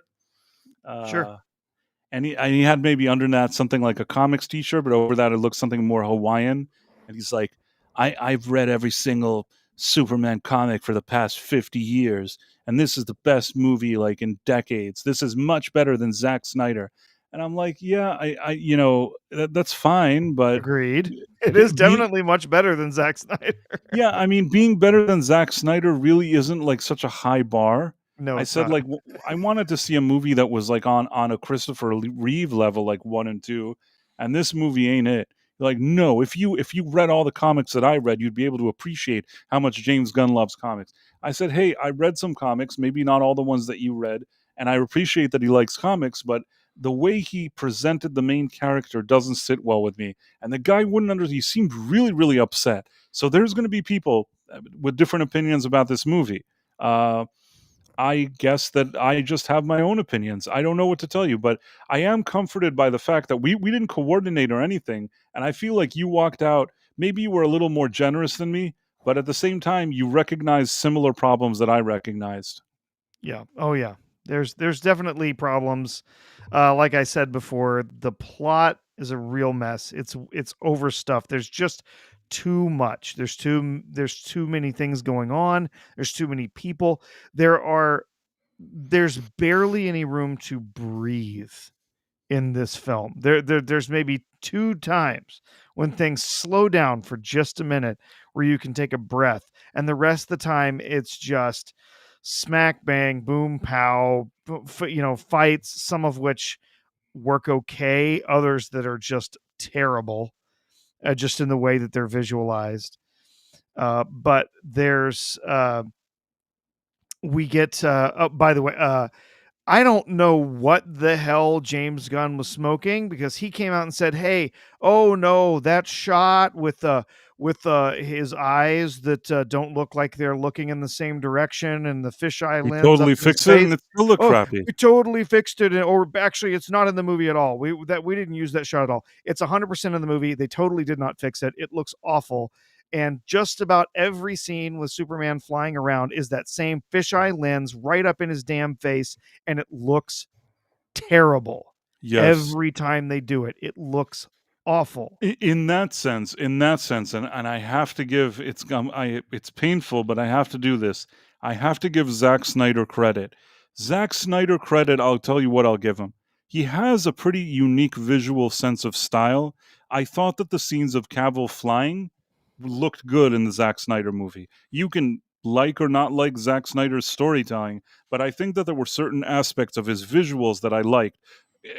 Cavill looking at the way he looked as Superman, the way he flew as Superman. I didn't dislike that. Also, the way Batman looked in Batman v Superman, don't love that movie, but man, Batman didn't look bad in it. So They really tried with the Batman v Superman. They really tried to realize the Dark Knight comic book version, as an actual armor on somebody, and it's okay. It works, but no, I wouldn't really remember too much about it, because I'll just say this: when it comes to whether I would take this Superman or anything from uh, Man of Steel all the way through Aquaman 2, everything made by Snyder, I'll take this before I'll watch any of I those. I And tend to then, agree. I tend uh, to agree because his storytelling is so bad yeah, compared, but I do like his visuals better. I thought that these visuals here were a bit too campy and goofy for me. Ideally, if you they could are do like pretty if campy. you could do an average between Zack Snyder's visuals and James Gunn's visuals, I think you'd have visuals that I genuinely like. Yeah, there are visuals in this that definitely border on cartoonish. If you were going to do a cartoon, do a cartoon. Don't do live action. Um, but it's yeah. Uh, I a just want to lot of highlight that. the effects here, I would say the effects are generally better than most of what we've seen in recent Marvel films, which Yes, some of the visuals have been atrocious, and the CGI and stuff just awful. But they're still not great. There's still a lot of places where it looks a little silly. it looked fishy in some places. Yeah, Elizabeth Quinn says that Hawaiian shirt dude is a beta. I tend to agree, but you know what? He that was his opinion. I couldn't take it away from him. I also understand. I know the feeling because I can say that this happened to me with The Force Awakens. The Force Awakens had a lot of issues, but if I walked out of The Force Awakens and you came to talk to me about the issues of the movie, I probably wouldn't have listened, and I wouldn't have been as annoying as the Hawaiian shirt dude. But I was totally like I walked out of the theater so happy that I saw a Star Wars movie that I overlooked a lot of flaws. Over mhm, time, I was able to accept that there was a lot of flaws with that movie, especially when you saw that, all these mystery boxes went nowhere and how poorly it was all handled. But on the day, on the moment of me walking out of the theater, I was genuinely happy. And with all of its flaws, like I didn't look at the flaws, and I could have been the dude with a Hawaiian shirt. Not as beta, but not as annoying, but you understand what I'm trying to say, right? Yes. Yeah. Meaning, I can't blame him that he's excited and he seems to be like the number one Superman fan. He's just so excited that he watches a movie. And in his mind, like Zack Snyder didn't do justice to the character, and this was a lot more based on the comic book material. And I can accept all of that. And yet, still, even with all of that, I just was annoyed by it. And like I said, for me, it's sort of it's on the borderline of like passing and failing. And whether I give it a passing or a failing grade, like below or over 60, which I have to think about for a few hours, it'll really be based on, at the end of the day, if he completed his assignment or not, like I told you, and I'm not sure that he did. Yep. What did you overall? What did you think of Holt as Lex Luthor? You know what? I thought he was fine. I thought that in the spirit of making like Superman a bit of a man child, I felt that they kind of made his Lex Luthor a bit of a man child too. Mm-hmm. And Okay. I didn't love seeing all this man child stuff. You know, when I think Yeah. about Christopher Reeve and Gene Hackman, and then I think of like, you know, of these two guys. These two guys are like little league. Do you get what I mean? Those guys Mm-hmm. acted like men. You could tell that there was a conflict between two men in that movie, in those movies. This one, I don't know what to tell you. It's like he's over the top. You know, it's like you said, just a few steps away from like twirling his mustache. This isn't really the fault of the actor. I think actually that Nicholas Holt and David Cornsweet did a fine acting job with the material they were given. This is more a James Gunn writing and directing issue. Yeah. I've seen Nicholas Holt in other movies, and the impression that I've gotten from him is that he can act. So, generally speaking, I feel like if you tell him that he's a mustache twirler, then he twirls his mustache.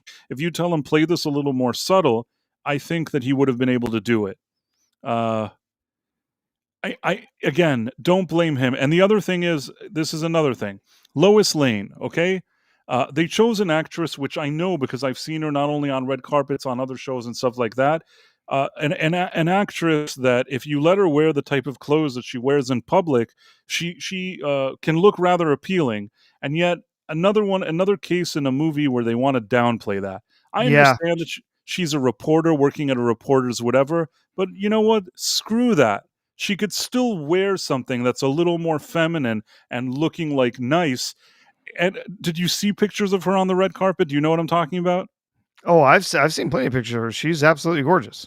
Right, and it's like this movie. Somebody came again, the beauty police or whatever you want to call it, the woke police, woke brigade. I don't know the the woke coordinator on set came up and said like, "Hey, you know what?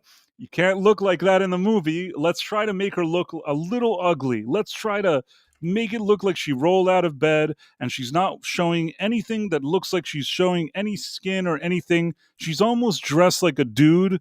And they're just like, let's just do that. And it's like, why? Why are you doing that? Screw you.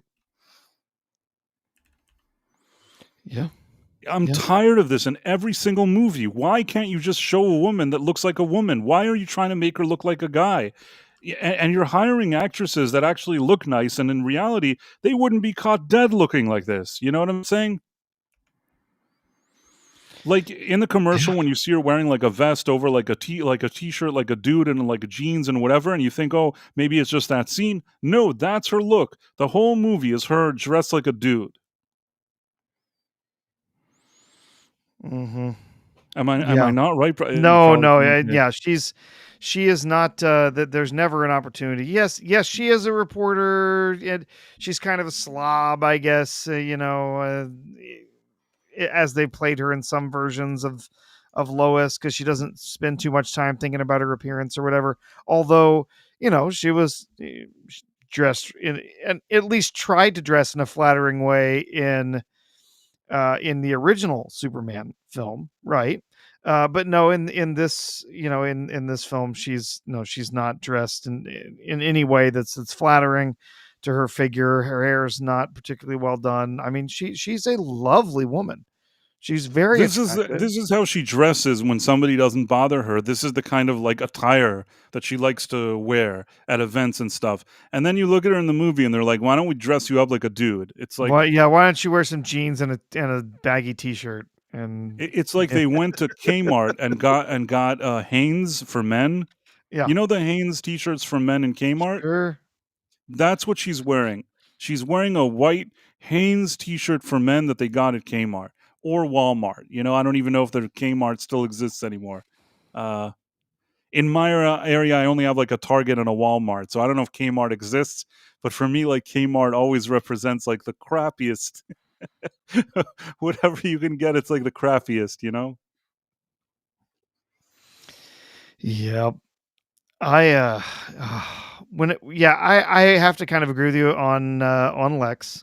I did like Holt's performance. I did not like the characterization and where the way he was written in the script. He's absolutely here a megalomaniac. I'm never convinced that he's a genius. Yeah, he's just a I'm ne- narcissist. I'm never convinced that he has thought, you know, six different layers of plans around what he's trying to do, Superman and everything. They tell us that. They tell us, oh, there's this and he did that. No, this leads to that and whatever. And this, oh, and we've uncovered this whole thing. But I don't ever feel that. And then there's other stuff too. I'm not going to get into any spoilers, but there's other things too where I'm just like, this is only for I either this is so far fetched, it's ridiculous, or this only worked out for him because of total coincidence. Right? I'm never convinced that he's a genius who's just thinking No, he circles doesn't seem around like a Superman. genius at all. By the way, so this is what she looks like in the movie. Look at her hair. Look at the Hanes. You can say that I'm crazy. This is Hanes for men, and like a vest for men. They don't want you to for 1 second to think that this woman can look appealing in any way. They made an effort. It used to be that in movies they made an effort to make the woman look better than she does. And we live in an era where they want to see what the woman looks like, and then immediately a woke coordinator arrives and makes her look bad. Somebody says, so you want her to dress like a hooker? I didn't say that. I just said that this is like a far cry from how she even walks around in her own private life. This is really trying to just be annoying. They don't want her to look good, and they made an effort to make her not look good, and they do this in every single movie these days. Recently, I saw this Jurassic Park, Jurassic World Rebirth. Same thing with Scarlett Johansson. They're like, let's kind of try to make her look a little butch. Why? Why do you want to do that? If she's in your movie, you may as well let her look nice. And all of her whining about her like her looks and whatever, I don't know what she's whining about. She built a whole career upon that. Even though I will say in Jurassic World Rebirth, she didn't. Even with all the stuff that they wanted to make her look butchy, they didn't succeed, and she looked kind of decent. But I just don't like this trend. I mean, I wonder these actresses. They're like, oh, we really want to look like bad here. Why don't you make us look worse than we do in reality? Which actress wants this? You know? Yeah. Somebody Um said Sears bought Kmart. It didn't Sears themselves go under? I don't even eh, know what you're talking. yeah, and then yeah. I think there were a few levels of Uh, do Kmart? Let me now. I have to check. Does Kmart still exist? I think there might Yes. still be some of them. Yeah. Apparently, a few Kmart stores still exist. Though the number has dwindled significantly. The last full-size Kmart in the mainland United States, located in Bridgehampton, New York, closed on October 20th, 2024. There's a smaller downsized Kmart location remaining in Miami, Florida, which is more like a convenience store. And then there's Kmart locations in the US Virgin Islands and Guam. Well, that is good to know.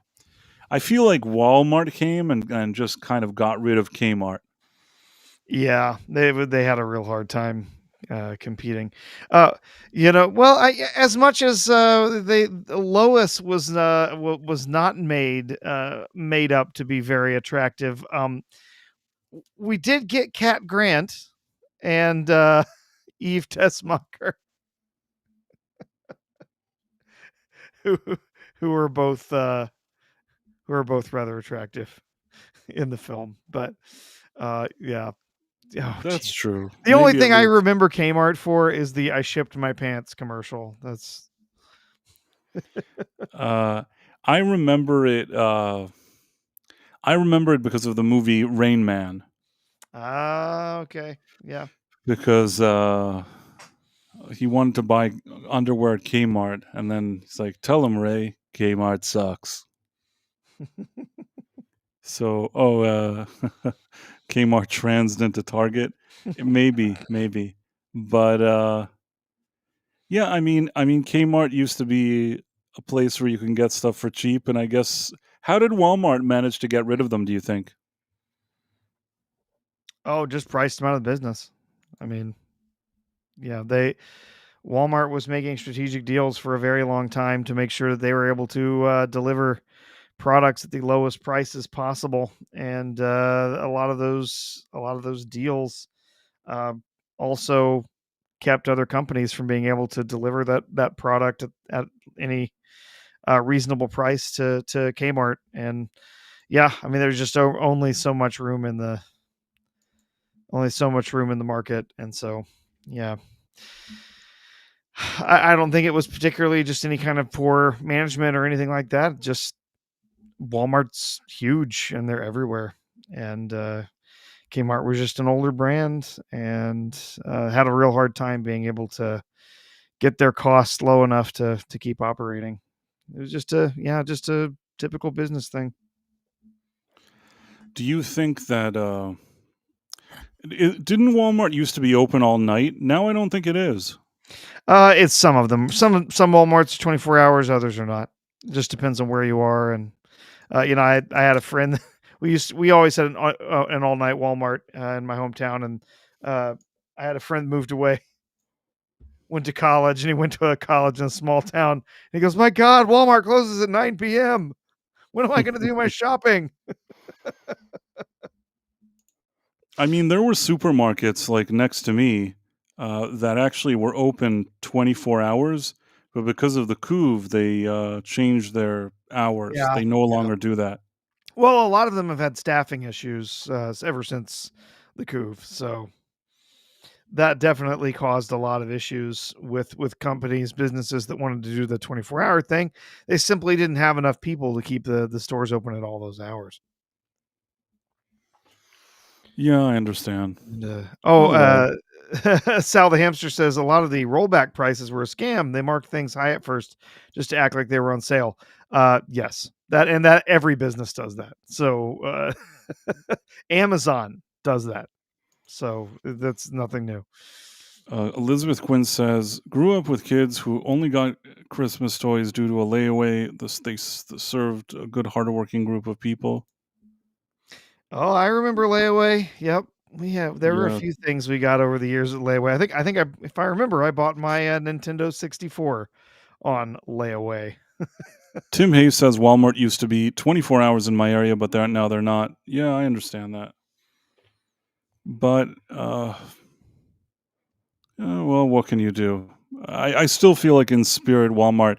I think that the difference between Walmart and Kmart is Walmart was like bigger and offered more like supermarket stuff that Kmart didn't do.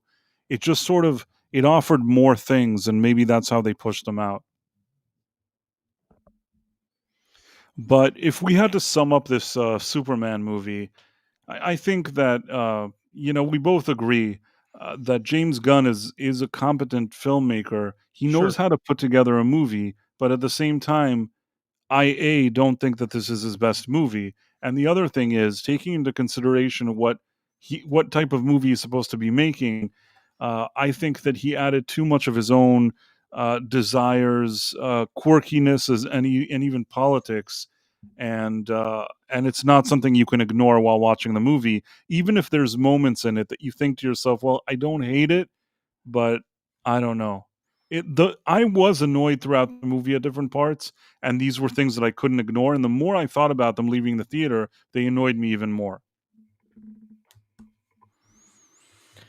All right. Yeah. Overall, as I've said, It's definitely a better outing. I would see this again if my kids wanted to go see it. I would go see this again.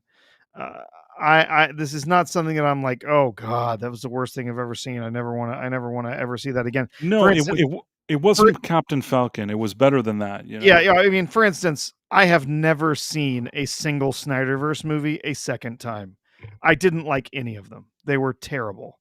I've never gone back to a single Snyderverse movie except for Justice League, which I was forced to watch twice because I went back to watch the Justice League Snyder cut, which I hated even more than the original. So, uh, because the whole time I could just somewhere in the frame was Snyder masturbating at the slow mo and stuff. I hated it. I hated that movie. Hated it.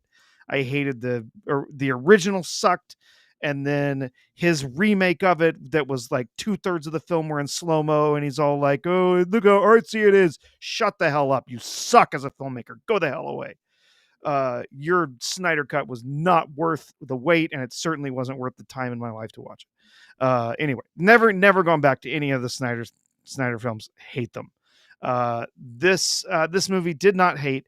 There's definitely things to enjoy here. I think the normies, the ones who are okay going into a film and turning off their brain, and half the time they're probably looking at their phone in the movie theater.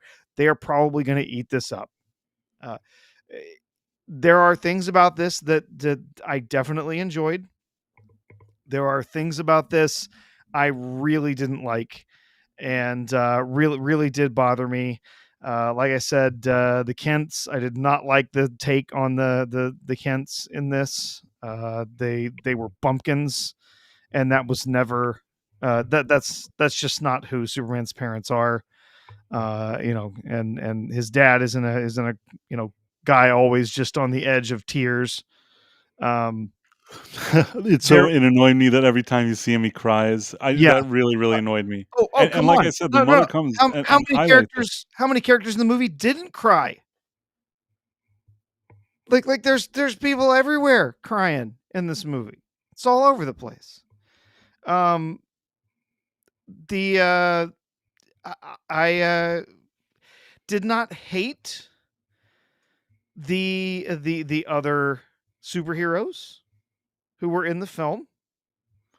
For the most part, I thought they played well, but we didn't need them.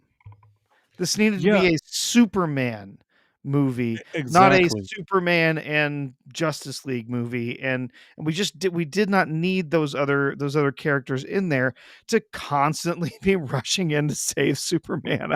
And I the other I thing didn't like is it. the other thing is like Superman is like naive and doesn't want to kill anybody, so he Yeah, kind of looks like a little wuss. And then like the other guys need to show up and be badass. Like yeah, uh he tells Mr. Terrific, "Oh, we should try to euthanize this monster," and Mr. Terrific just kills him. And he's like, "Oh, like we should have euthanized him." And Mr. Terrific is like, "Who cares?"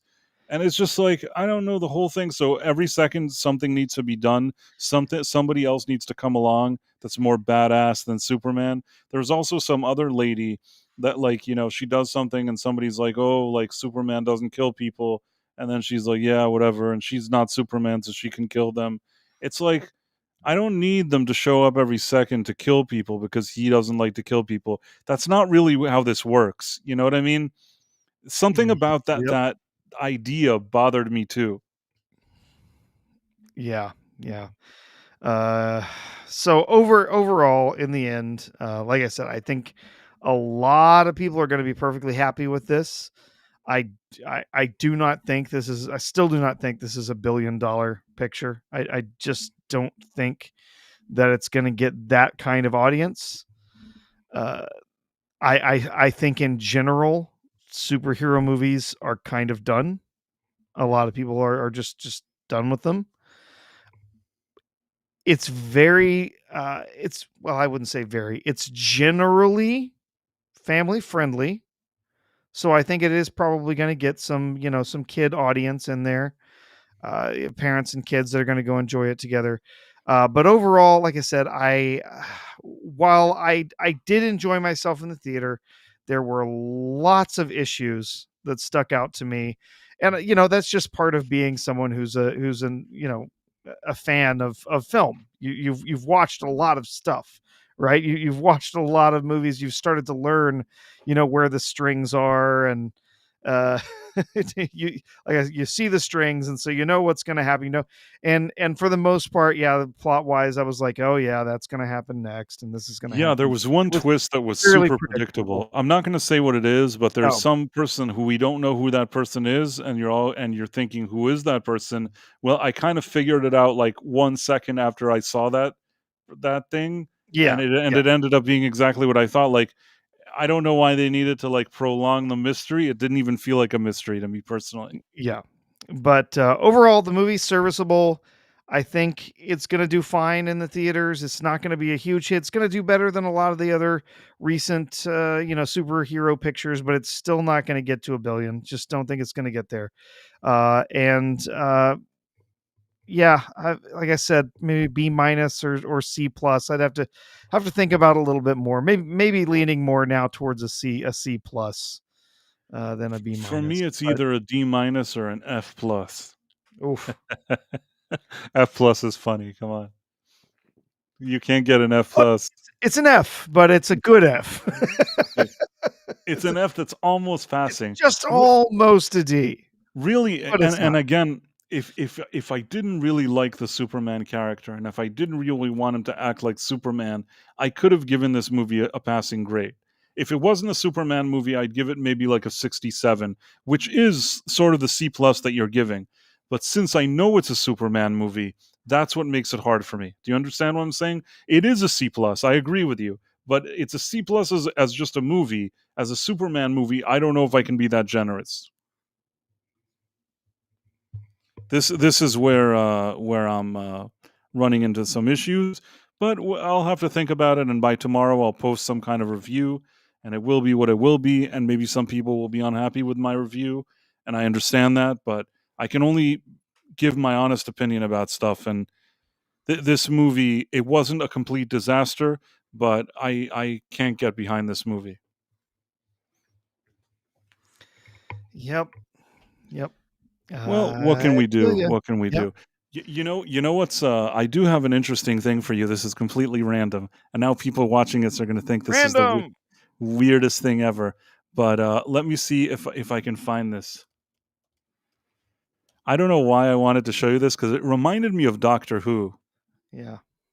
I'll see if I can Tim Hayes says there's no such thing as a good F. You are right. There is no such thing as a good F.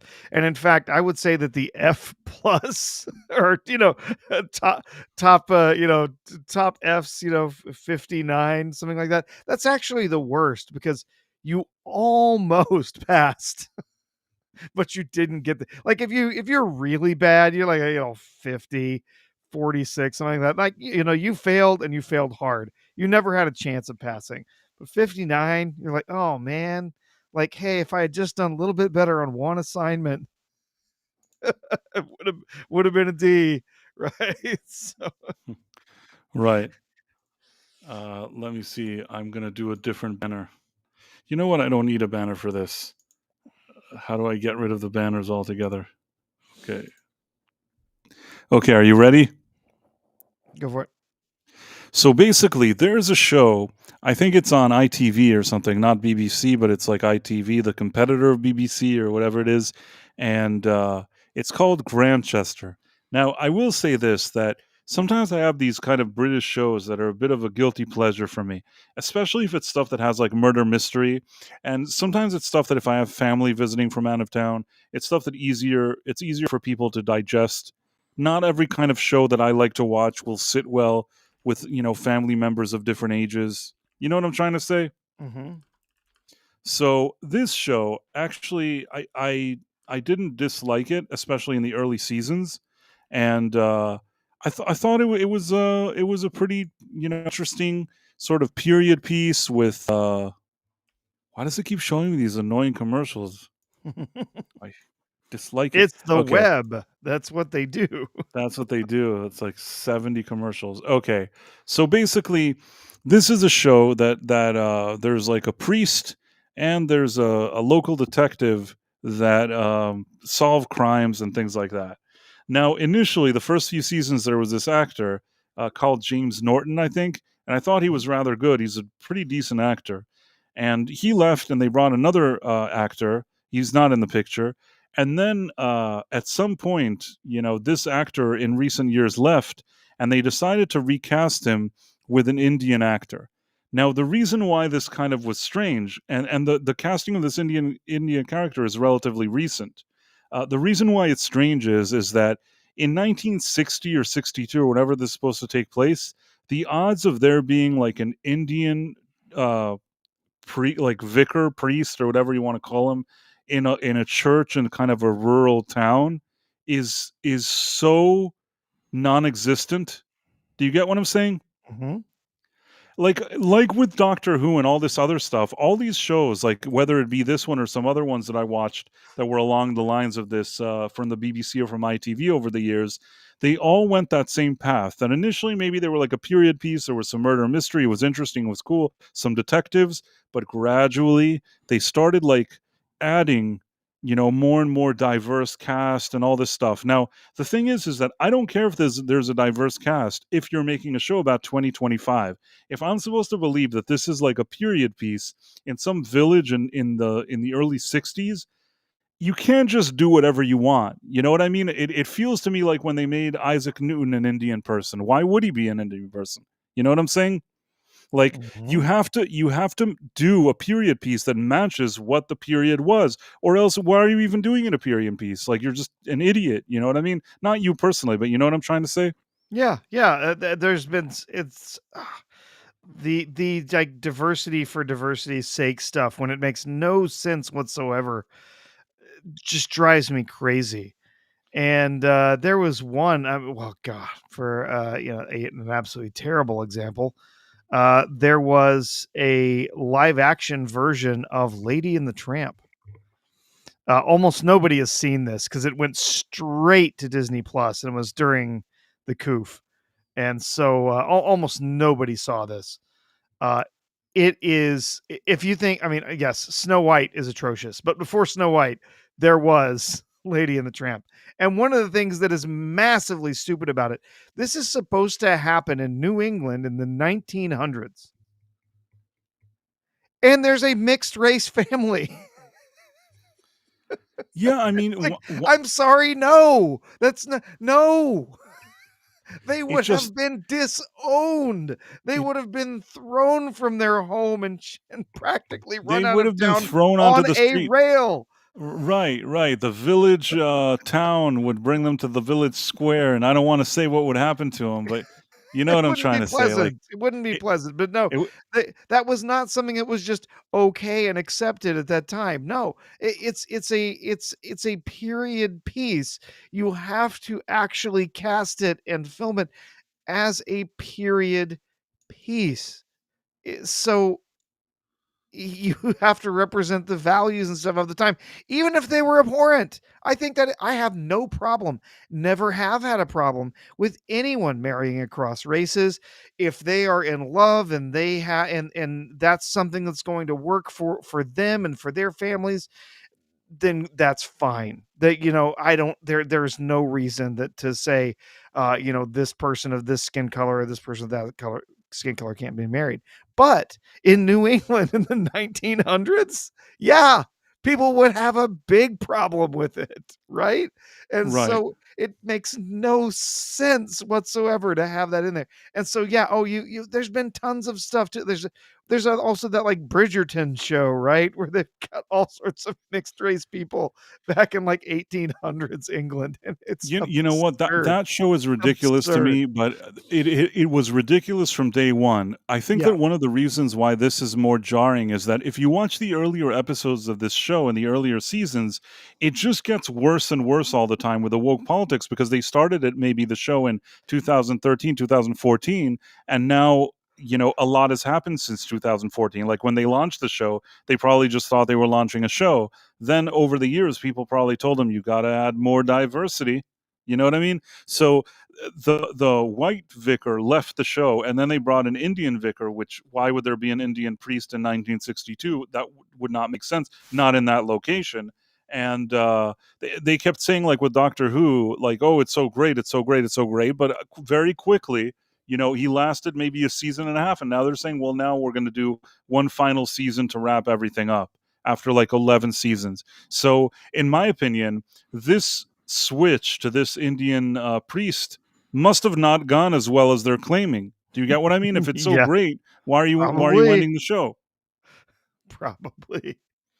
And they did the same thing. There's this show called Father Brown. Father Brown is like a classic type of thing. Again, murder mystery. He's in a village. He like solves crime. If you watch the first few seasons of Father Brown, the show, it's rather pleasant. It is a nice murder mystery. I would even say that around season 3 and 4, they really were able to find the best cast, and it's even like fun. There's some humor in it, like this kind of dry humor. There's murder mystery. There's like drama, a little bit of like intrigue, whatever it is, and somehow with every additional season, it's like you see more and more people in that village that are like, more diverse, more diverse, more diverse. But the thing is, again, it's not in 2025. In that small village, when the show is taking place in the 50s, in that case, there is no way all those people would be there. It doesn't make sense. Like, why are you trying to show? I can't suspend disbelief to believe that the kind of stuff would be there. And not only that, is that when it suits their plot, maybe there's somebody that's an istophobe towards the person. But in a lot of cases, they're all just very nice to them, and they're like, yes, of course. There's like 70 people, like that are all diverse here, of course. And in situations that just feel at some point preposterous. Again, they made it in 2025, no problem whatsoever. But if you're doing a period piece in a village in England in the 50s, it's strange. And it annoys me because you think that it's only infecting Doctor Who, but it's not. Any show that's shown in England, whether it's on BBC or ITV, have all gone through this metamorphosis. They all at the end have to bow down to whatever this is, and they all have to do it. Yeah. It's I'm just saying, there's I been don't. just this the race blind casting and stuff like that. It's been going around for a while, and it's someone earlier said something about I sound defeated. Well, it's just so old. It's been around for so long, and it's just so old and tired. Yeah, somebody else did some race blind casting, and guess what? It didn't work because it doesn't make sense in the story. It's a tale that's been told so many times at this point. It's like, why do Also, people keep doing this? Oh, well, because obviously it's the message is what means more. Showing the diversity means more than actually making sure that your show has any kind of consistency. So, yeah. yeah, I mean, it's frustrating at this point, and it's frustrating that they've ruined every show for every person in any Yeah. genre, in anything. They just all have to do this. In England, it's worse. It's even worse. I don't know. I don't know if to say if it's even worse in the U.S. because it's probably pretty bad here. Uh, for me, I think that the part that it's the period pieces, like if you're now doing something where it's like a modern day police station, even in England, and there's people from different backgrounds, that would make sense. England does have a lot of people from a lot of different places, especially these days. So if there would be that, that would make sense. I mean, I recently watched that show, Department Q, and in that case, they have like a person who's sort of an immigrant that wants to work on the force. But you know what? And I've asked people here on a previous show, within that location, the type of people that are arriving in it would make more sense. You may like that they're arriving, or not like that they're arriving, or you like it or don't like it, but you can't say that it's far-fetched that it would be happening. Whereas in these other cases, when they want to tell a story of something that happened 70 years ago, it is absolutely preposterous, and it's an insult to the intelligence of any viewer. Yes, you're right. It is insulting, and they just can't help themselves. Price. And you know what? The history absolutely must conform to the way that they think the world ought to be. It doesn't matter what it actually was, it must conform to their idea that the world and its population has always looked exactly like downtown LA or downtown London. It's always been that diverse, and it always should have been. So let's reimagine history the way that we the way that we think it ought to have been. I mean, I just, and I'm thinking about Superman also, and this is something that I thought on the way out. I want to sit in the theater and watch a movie and watch some dude, whether it's a superhero or regular guy or whatever it is, be heroic, be like confident, heroic, act like a man you would imagine would act, and just sit there and enjoy seeing that. And man, do all of these studios and annoying filmmakers and all these Hollywood jerk offs all the time, they don't want to ever give that to you. It's like it's a no-no. They don't want to do it. The only time this year that I saw something that was like a man doing like manly things, I'm trying to think, it was like maybe Jason Statham in A Working Man. You know what I mean? Like I'm trying to Sure. think where Brad Pitt in F1 wasn't bad. He was all right, but I felt like, the only one that I felt like some guy comes and does something like more macho was probably A Working Man. That was like the most non non wokeified movie that I've seen this year, I think.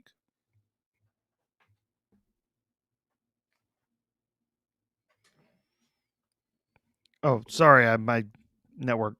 No, it's Oh, okay. sorry. But I'm just saying that, like, and this Superman didn't give me that impression. It gave me the exact opposite impression. Like, Superman has to apologize. He's not literally apologizing, but he has to all the time apologize for being some like powerful white man. Everybody has to do the work for him. Everybody is better than him. He's not as good as they all are.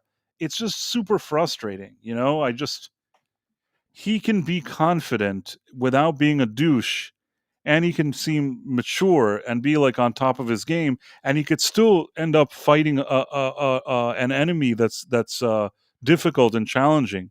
You know what I mean? You could still have all of that, and it could all be true, but nope. Nope. Shaft was fine. I didn't have an issue with Oh Shaft. God.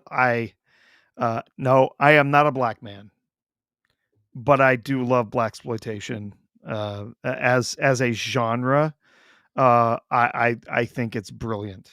The the just unapologetic, uh, just craziness of the films like Shaft and some of the other great films from that. I don't want to go too far into it, but Uh, yeah, blaxploitation, fantastic. Yeah, Shaft is a great film. by the way, Ian, the Mega Geek, says Department Q was shit. Department Q was shit. I'll tell you what. You know what? I thought that there were a lot of ideas there that I thought were pretty good. I thought that the main actor was good, and considering a lot of the kind of police shows you see in the U.S., there were some ideas there that I thought were well written. It's just that like once we got to the final maybe two episodes of that series, there were some serious questions that I had. One with a twist that would be a writing thing that would be a problem, and the final episode of the season, which I don't know if it'll be the final of the season or the series, didn't tie up loose ends in a satisfactory way. It actually ended in a way that annoyed me, and if I could see the people that wrote it, I'd really give them a piece of my mind because they fumbled that second half of the final episode so badly that it's hard to ignore it.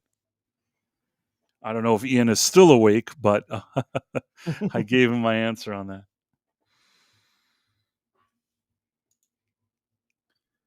Oh, Anyhow, yeah.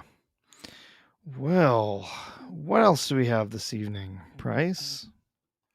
I don't know. There was something gaming. What was it that was going on, Professor? Something with you were saying something with Baldur's Gate 3? Yeah, I mean, I usually don't like quote him, but I saw, I think, something that Grum's posted that basically they're going to be changing some storylines because they're worried now.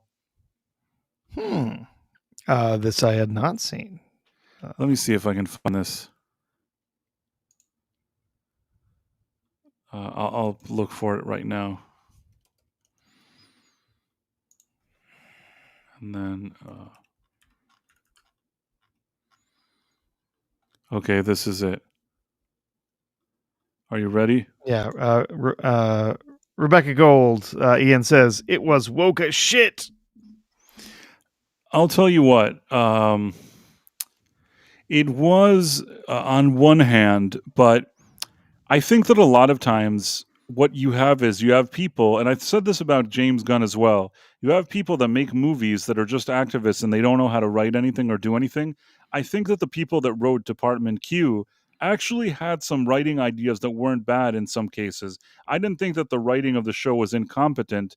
When it comes to woke, there was one angle that for sure could be, explored if it wasn't a bit woke, because there's a situation where let's say an immigrant from another country comes and wants to join this team or whatever it is, that part of it does feel, I can understand why somebody would feel that was woke. But if nothing else, even that woke idea was more well written than a lot of the stuff we see in the US, meaning I may not agree with the politics behind it, but if I disconnect from that and just take the investigation and detective stuff at face value, it wasn't terrible. I did have an issue with the later episodes though, and that's a writing issue. That's personally what I thought. But yeah. So did you see this thing with Baldur's Gate? So yeah, so they're looking to change and remove some storylines. Well, that's interesting. Yeah, and it has something to do with Donald Trump's win and like ditching DEI initiatives. So suddenly now they want to change things, and I Good. think that's just interesting. Good. Yeah. So I can't really. Let's see if I can find it. I can read Grums.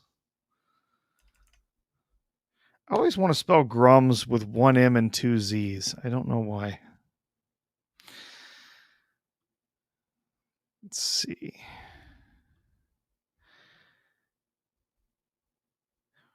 Oh, Grums has things to say about Superman. Looks like. All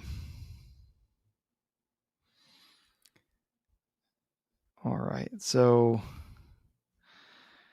ever since the Donald Trump win in 2024 U.S. presidential election, companies and their executives were quick to try and curry favor with the president.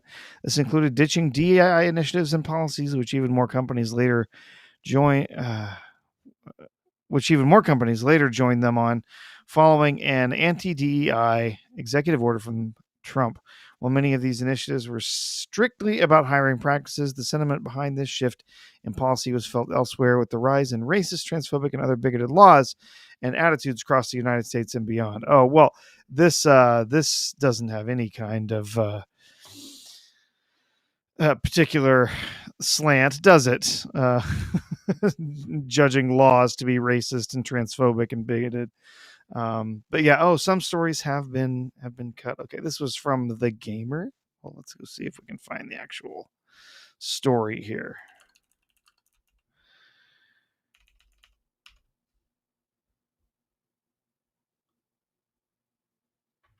Did you find anything more? I was looking for the actual this Baldur's Gate story. There's several. I have to scroll here.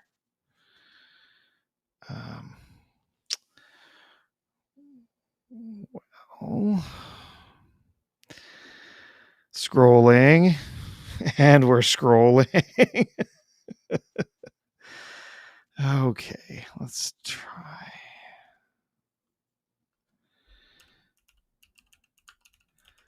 Well, I wonder. I feel like everybody's going to love Here this we go. Superman except for me. I'm the only person that doesn't love it. I saw that Flash wrote that he loved it. He thought this was like the best thing that ever happened. I like Flash. I don't agree with him. I feel like I'm going to be the one that's going to have the totally different opinion than everybody else when it comes to Superman. Let's see. So, if you can share my screen, I've got the actual story up now. Okay, let me see what I can do. Let's do it. It seems game industry is not immune. Speaking with me in an interview to be published tomorrow, actor Samantha Barrett, who played Karlak in Baldur's Gate 3, tells me they are already aware of game devs who have had their work censored. Not that you had work that went into a publisher and they looked at it and said, no, we're not doing that in the game. Because, guess what? That happens all the time. Yeah. As the industry appears to be bowing to regressive politics in Trump's second term. Or maybe, just maybe, the publisher wants to make money. Because all of this crazy leftist, let's squeeze queer, gay, trans stories into every goddamn thing we can find hasn't actually been working out for them. Maybe that's it. And so they're saying, no, we don't want your queer, gay, trans, whatever the hell, kink thing that you want to put into this game. We're not going to do that because we want to make money and we want our game to sell. And we tried all of this. We tried going crazy left, and guess what? We got garbage like Dustborn, which was only bought by game reviewers to make fun of. Right? Queer stories might be censored in games. You know what? I got no problem with you putting a queer story in a game.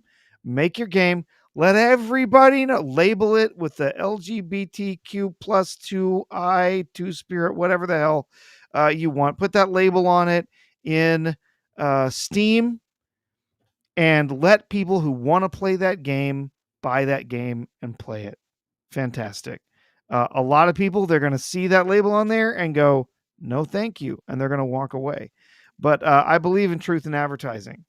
So if you want to make a queer game, sell your queer game, let people know your game is queer, and the people who will enjoy your queer game will be the ones that play it.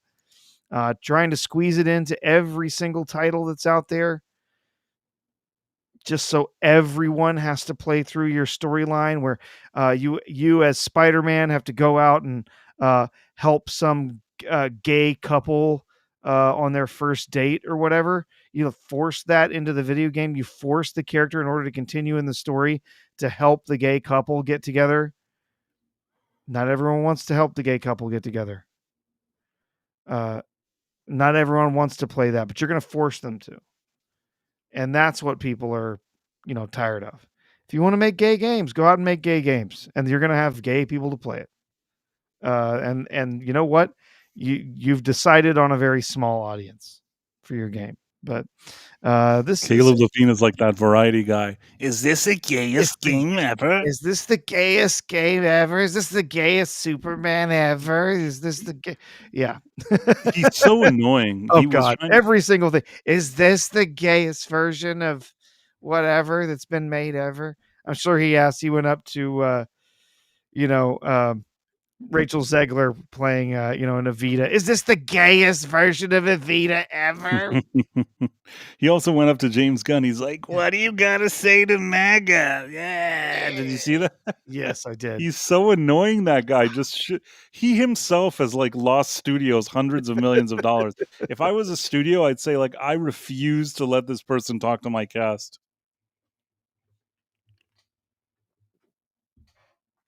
Oh, so yeah, I guess so. It came up with this chat that feared games as diverse as Baldur's Gate 3 would struggle to get greenlit. Now, see, the thing is, like, as I understand it anyway, there are some really kinky, weird things. Like there's stuff with like furries and having relationships with like bears and stuff. You can like not game big men, but like literal bears. Professor? Am I still there? Can you hear me? Oh, yeah, the Price went nuclear. There he is. Price went nuclear. He's back though. Yeah. So I was just saying, like, I have not played Baldur's Gate 3. This is way outside of my, my particular taste in games. But I know some people who love it, and I have heard that it has some wild, wild stuff in it. But the thing is that you don't have to be in a sexual relationship with a literal bear in the game. You can if you want to, but you don't have to. Right. And so it's a little bit different when I say, there's an opportunity for you to do that in the game if you want to, versus you have no choice but to be in a relationship with a gay bear. Right. It's, I don't know, it hits different when it's like you kind of have these crazy wild choices to do this versus everyone is forced to to play through that. But are they going to cut stuff out of those games? I don't know. Maybe. I'm sure some publishers will. I'm sure a lot of them who will say, no, we're not going to put those storylines into our games because that's just not selling, and we need to make money. And there's going to be other publishers who are going to say, let's go as left and as crazy as we can because that's who we are and that's what we care about. And they're going to be fine having all of that wild stuff in their game. Uh, if that's what you want, great. I much prefer if we went back to writing stories that appealed to a lot more people and actually started making good games instead of just starting to shove every possible kink and sexual preference and all of that stuff into the games. Just tell a good story and have some good gameplay in there. It's it seems like I'm not asking for much, but with a lot of these publishers, it seems to be something that's next to impossible. So I don't know. Yeah, I understand what you're saying. What can you do? I think that at the end, some of these companies are just closing. There's a lot of just companies losing money and closing. Oh yeah, we've seen a huge collapse over at Microsoft. We were discussing that the other day. How they've really lost an absolute ton of money using with all of these they bought up all these studios, and now the studios are they've been working on games for 6-7 years and they're not publishing any of them, so they're canceling games left and right. And so they bought up all this talent and then they're just firing all the talent now. So, I think we had a couple of super chats over on YouTube that we haven't gotten to yet, Price. Oh, let me look at that. Oh, I'm so sorry, the dead man. I'm so sorry. How did I miss this? So let me share this screen.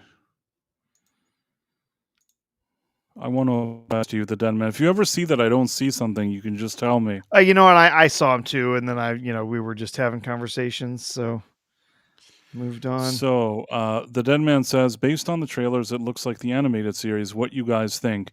The guy with a Hawaiian shirt was trying to tell me, didn't you like the animated series? So I guess he thought that this kind of reminded him of that. I don't know. I remember as a kid watching some animated shows, but I don't know which specific one he's referring to. Strange New Worlds 3 is coming up. Who's excited? Nobody. Who's reviewing it? I will. You know what? I Strange New Worlds, I've only seen the first maybe episode or two. I watched it, was miserable. I was miserable watching those 2 episodes. I said to myself, I am never watching this crap again, and I never did, and I feel okay about that. I feel like that was the right decision. Yeah. After the second season of Strange New Worlds, and after Section 31, I have sworn off Kurtzman Trek. Not even for the purposes of critique am I going to take any more of that filth into my head. It You is know, it is just trash. And I'm not going to give them even one more view on their episodes to get to count towards their successes. It's garbage. It should have been canceled years ago.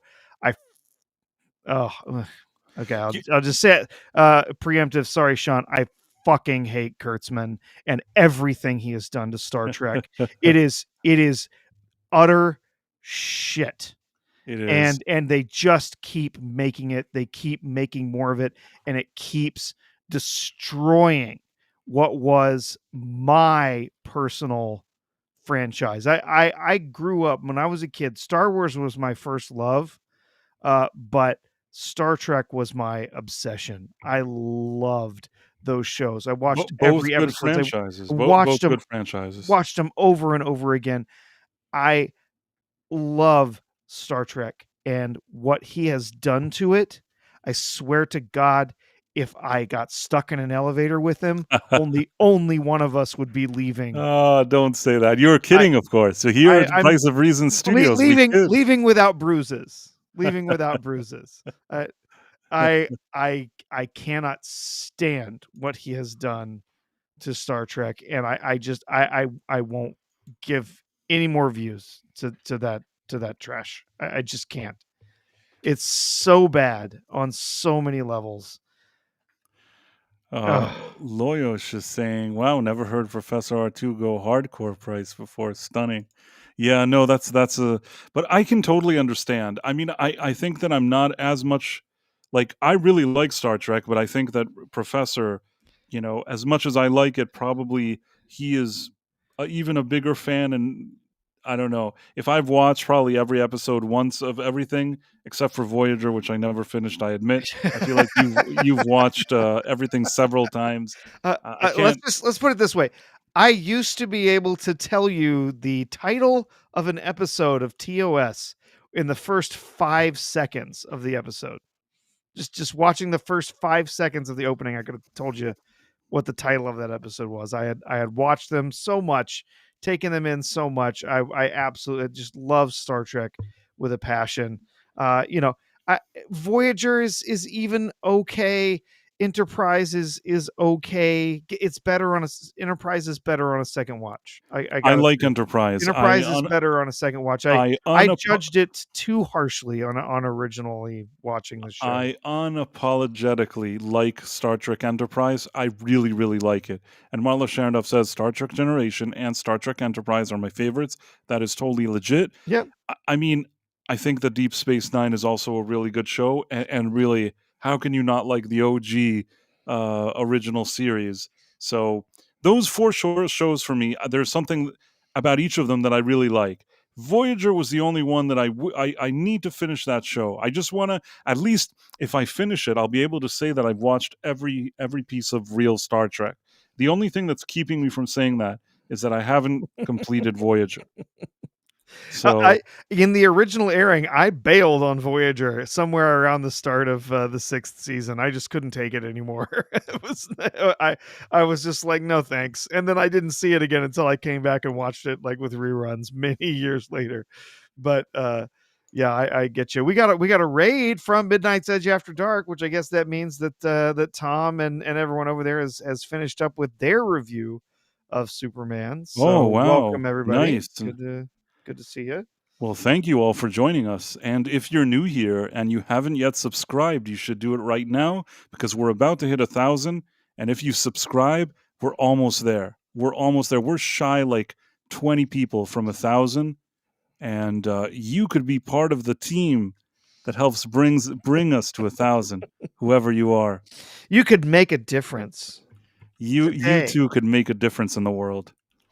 And for those just coming now from the Midnight's Edge stream, I just we were talking about Star Trek and how Kurtzman ruined it. Quickly, I want to say that I have a feeling that everybody likes this Superman movie. For those that just joined now, and I won't do a whole hour of talking about it, I personally felt rather disappointed with James Gunn's Superman. I didn't like the way that Superman himself was presented.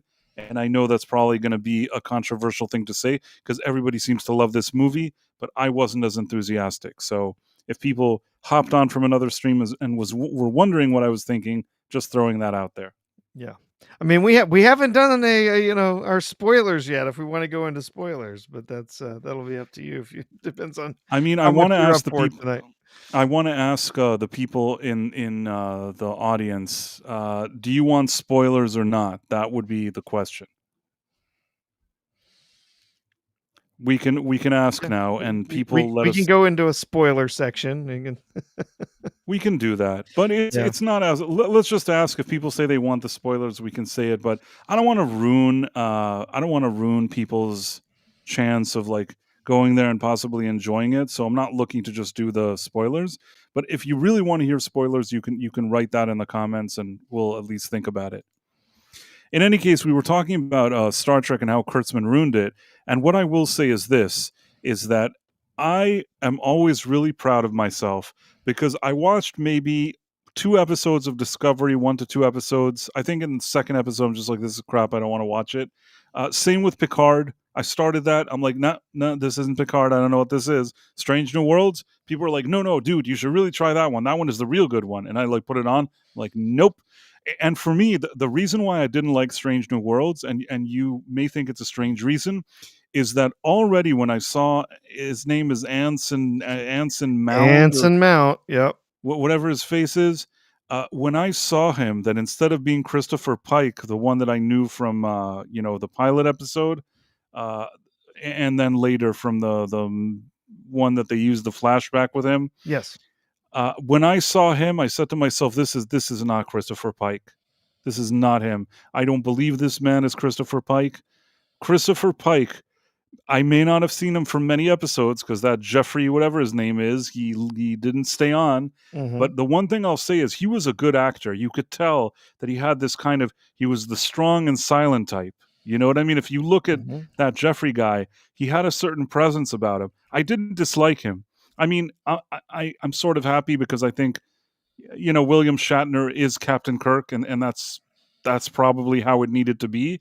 But I Yes. don't think that Jeffrey, what's his last name? It's Jeffrey Hunter. Yeah, and he was a really well respected actor in his day. Yeah. Well respected, and I thought that in the little that I saw of him as a captain, I really, really liked him. And this guy that they brought is so kind of like for a modern audience, like Christopher Pike for a modern audience, if you understand what I'm trying to say. He's Yes. like he always looks like he's in touch with his feminine side or something. That is not Christopher Pike. I don't believe it, and I don't believe him. And I saw that, and it annoyed me. So we have that he's like, he's not acting like Christopher Pike. And at the same time, they have a Spock there that also annoyed me. I'm like, this ain't Spock. This is shit. I sound like Ian now. And then they had some lady that they said, this is Uhura now. And they're like, you look at her and I'm like, that's not Uhura. And none of these people convinced me. I did not believe that they were these characters. It looked like cheap fan fiction, and I turned it off, and everybody's like, dude, you don't understand. This is quality Trek. I'm like, I do not give a shit. Sorry, Sean. I'm not putting it on again. I'm not watching it anymore. And then by the time like the second season came around, I guess like they were all like dancing, what's it called? Like the Rockettes on the on the deck and singing. Oh yeah. You know what I mean? Like Christopher Pike was doing like a Rockettes dance and like singing about weird shit. So I think that sorry, Sean, I think that I made a good decision. You know what I'm saying? Yeah. No. I watched all the way through the first season, and then I watched part of the second season, and then they were so thoroughly disrespecting the character of Spock, which fundamentally Spock is the most important character in Star Trek. You can say what you want about Kirk, the original captain. He's the best. Without Spock, the show did not work.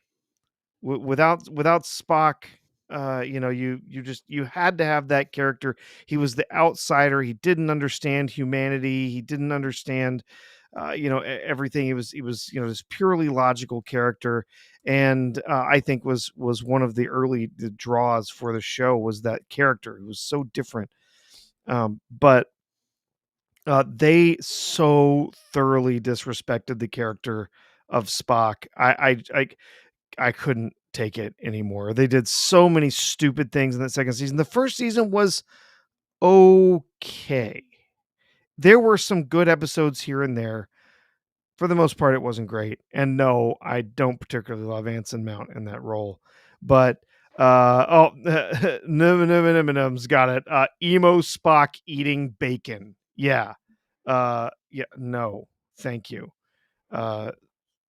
Jeez, so bad, so terrible. And yeah, then there was, of course, the musical episode, which just even mentioning it causes just a little bit of vomit to rise in the back of my This is throat. beyond jumping of the shark. The Rockettes singing, like him, like dancing and singing, is so cringe. It It's is so massive. cringe. It's massively stupid. It's like, oh, there's a space anomaly that made them need to dance and sing. Uh, Shut up. This is just as dumb as it gets. And then, oh yeah, then they've got the Klingons that are wearing like the glam gold armor and stuff and dancing around boy band stuff. I just wanted to bash my head in. I had already kind of checked out of the second season of that show, and then I heard about the musical episode, so I was like, gonna gonna try this. And I watched a couple of numbers in that, and then I just had to kind of fast forward. It's like, this is the worst thing I've ever seen. I'm just very proud of myself. I never gave Kurtzman the opportunity. I knew he was a fraud, and I never took what he did seriously. And the fact that I've watched so little of what he's done, it's only to my benefit. Yeah, People that have been exposed to like more of Kurtzman stuff have suffered more. yeah. I did not finish Discovery. I left that after I bit by bit watched my way up through the end of season 3, and that was enough for me. I was no interest in watching anymore. You get Stacey Abrams, who shows up as the president of Earth. Please, no, thank Joe you. Rogan has openly said he wants to be less famous. Yeah, I don't know. Eh, He probably likes being famous. He's making a lot of money. Uh, I don't think that's the reason he has weirdos on his show these days. I think that he's just a weirdo himself. Were they trying to copy the Pirates of Penzance thing of TNG? If they were, it wasn't I working. think they were trying to copy the musical episode of Buffy the Vampire Slayer, which is what all these writers want to do. They want to just copy Buffy the Vampire Slayer because they think that was the greatest thing ever. They all love it, and they I'm want to not a make big the next fan. Buffy the Vampire Slayer. I'm not a huge fan either. I get the appeal. Some of the writing is very snappy. It's very well done. I could never get into it. It was not for me. I'll tell you what, I feel like I was already like a more of an adult when that Buffy thing was happening. Yeah. And I could understand, as somebody that likes things that are either science fiction or things or fantasy, I was able to sort of watch here and there scattered episodes.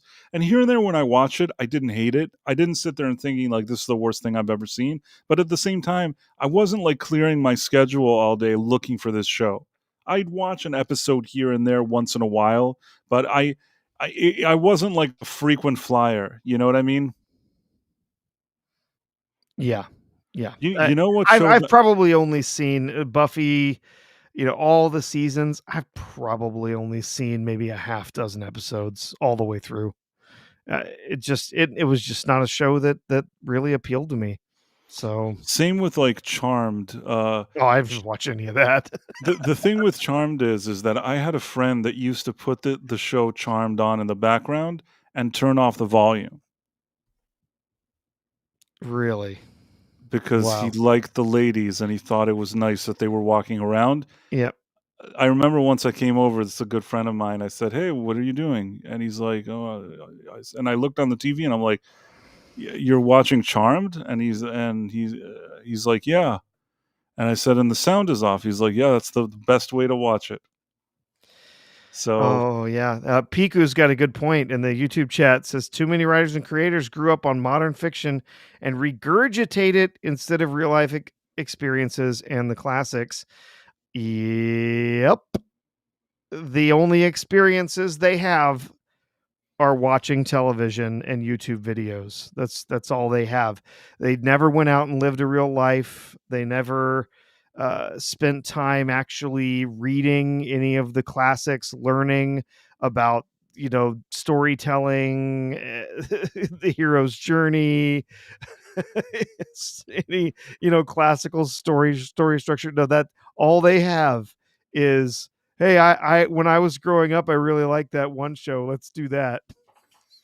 The older Alyssa Milano gets, and the more she looks not like she did on Charmed, I feel like the more bitter she gets. Did you ever notice the correlation between how bitter she is and how she doesn't look like she did in Charmed? Do you get what I'm trying to say? I think that in general happens to a lot of women. It's been happening to Scarlett Johansson as well. She I'm also I'm is I'm becoming not bitter. being a bigot and I'm not being a hater. I'm saying a lot of women, uh, they get they have some connections to their looks. It's how they value themselves, and as they age and they no longer have those looks, they begin to value themselves less, and they begin to become very bitter about no longer being appreciated for their looks. And that is unfortunate. I don't want anyone to feel as if they're not valued, but if that's the only thing that you've ever valued yourself for, or if it's the only thing that you've ever achieved in your life was looking hot, then yeah, I can see why you might be upset as you age out of being a gorgeous young thing, right? Like, for example, let me see if I can find this. Okay, maybe maybe I can share it. This is what Alyssa Milano used to look like. Are you ready? Yes. Like this was the type of pictures you could expect, from any, and she would completely embrace it. She just wanted to collect her checks. She'd do commercials that she was like naughty and flirting with men and collecting checks and doing all this stuff. And now she's a bitter, bitter woman that wants to be some kind of strange, extreme feminist. She like hates men and all this weird stuff. It just, I don't believe it. You know what I mean? Like, I think it's a type of hypocrisy that I can't accept. You made your Yeah. fortune with this. Just shut up. You know what I mean? Like, you can't now flip flop and now pretend you're something else. I mean, I guess you could try to do that. I just don't believe it. You know what I mean? I don't believe this woman, and anything that she has, it's coming from this bitter place. It's coming from the fact that she can she's angry that men aren't desiring her. You know what I mean? And I feel like that's the same with Scarlett Johansson, that she's why is now she's upset with the male gaze? Like, now she's upset at it. What happened to all the years that all the males were gazing, and she came like with all these kind of flashy dresses to events and collected millions of dollars here and millions of dollars there. How is it now she's suddenly bitter about it, you know? As Phantom Hunks said in the Rumble chat, maybe they've hit a wall. Just full tilt, hit the wall, I guess. falling apart. The male NMM says the male gaze has left Alyssa Milano for a while. ScarJo next. The quality actresses like Emily Blunt, who have a range and skill, don't moan about this, as they can act and don't rely on looks alone. Yeah, plus, some ladies also age gracefully. Like, I still see Jennifer Connelly doing roles and stuff like that, and she's still, for her, like, even not for her age, she's aged very gracefully, Mhm. and she's pleasant, when she's in the movie, and I think people are generally happy to see her. I recently, even in that Substance movie, which I had some issues with, I thought that Demi Moore, who's, what is she, in her 60s, thought Mhm. that she aged very gracefully, Demi Moore, and looked very good in that movie. So, you know what? You could still be graceful and elegant and still pleasant looking. And yeah, if you're expecting the same type of attention you got when you were 20 or 30, when you're like at the top of the Hollywood, like, hot women list or on the hot women Yeah. list, yeah, you're not gonna get in the same place now. But the same could be said for everybody. You know what I'm saying? Like, Yeah, yeah. I think of myself when I was 20 years ago. Like, I think that I probably, not even probably, I think it's fair to say that I looked better 20 years ago than I do now. You know what I mean? It's 20 years ago, Price could get it. Okay. 20 Yeah. years ago, I was at least. I'm not saying I wasn't Brad Pitt or anything, but I'm saying like I was at least okay. You know what I mean? Like more okay than now. Like I could confidently walk somewhere, walk into an event or a party or a bar or whatever it is. And now I'm older, and that happens. It's fine. It's part of life. No reason to be bitter. I mean, if I was like Alyssa Milano and Scarlett Johansson, I wouldn't even be bitter because I'd be swimming in millions of dollars. So when you're swimming in millions of dollars, you that could put a smile on your face, even if you don't look like you did 20 years ago. Now you mentioned Jennifer Connelly, and I'm remembering that I've got a new 4K Blu-ray that I got this past week. I need to watch. Picked up the new restored release of Dark City. Jennifer Connelly, man, yeah, Rocketeer, Dark City. A few years later, Jennifer Connelly is quite the looker in those films. I once saw a movie that was so depressing with Jennifer Connelly. It was such a depressing movie. What was it? Requiem for a Dream. For a Dream. I was gonna say, Man, when someone says I saw a depressing movie, I think Requiem for a Dream.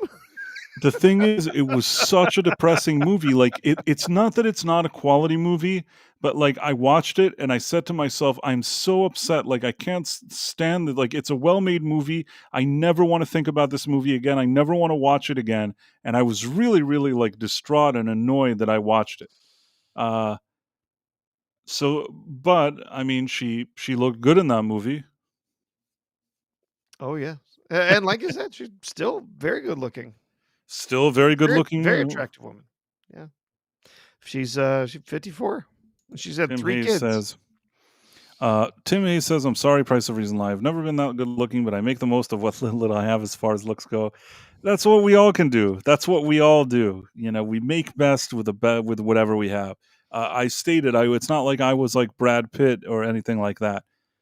Brad Pitt, was in a good situation. Like when he's probably still in a good situation now, but I'm saying like when Brad Pitt was in his 20s, that was a good position to be in. Sure enough.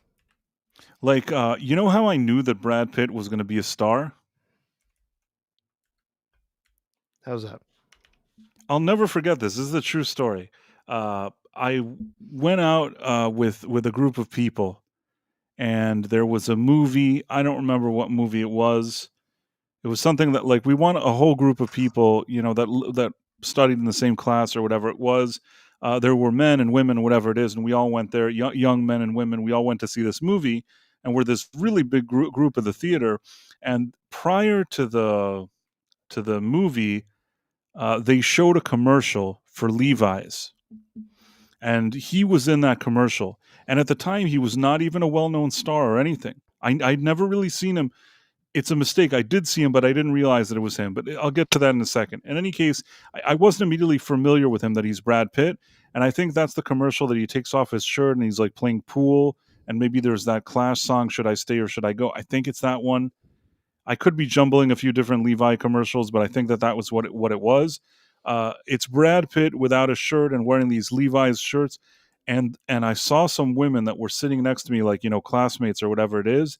And I saw the look on their faces. You know what I mean? Like, I can't explain this to you, but I saw the looks on their faces, and I thought to myself, okay, this is a serious thing. And very shortly after that, he was like, not too long after that, he was in that kind of Thelma and Louise and whatever. I then later recalled, and I didn't remember this, the first time I actually saw Brad Pitt was on Growing Pains. Same with Leonardo DiCaprio. Who would have thunk it? But I think that those Growing Pains is where Brad Pitt and Leonardo DiCaprio started their careers, pretty much. Mm-hmm. Let me see for a second if I can find this Brad Pitt Growing Pains. I think you probably think I'm crazy, but I'm telling you that this really happened. Are you ready? Is this the Brad Pitt commercial you were talking about?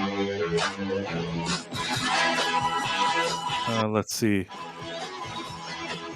Oh yeah, that was it. They had a different one with The Clash, but it wasn't this one. It was jumbling, but it was.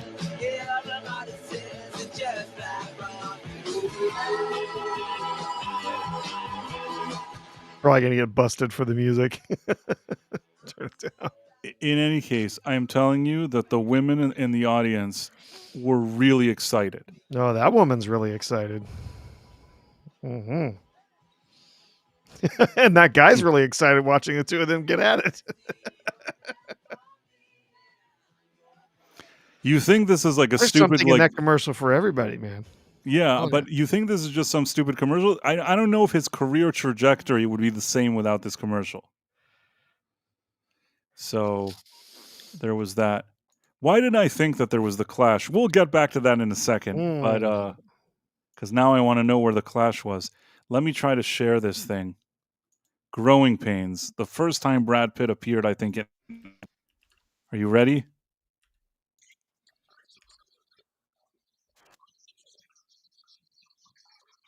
This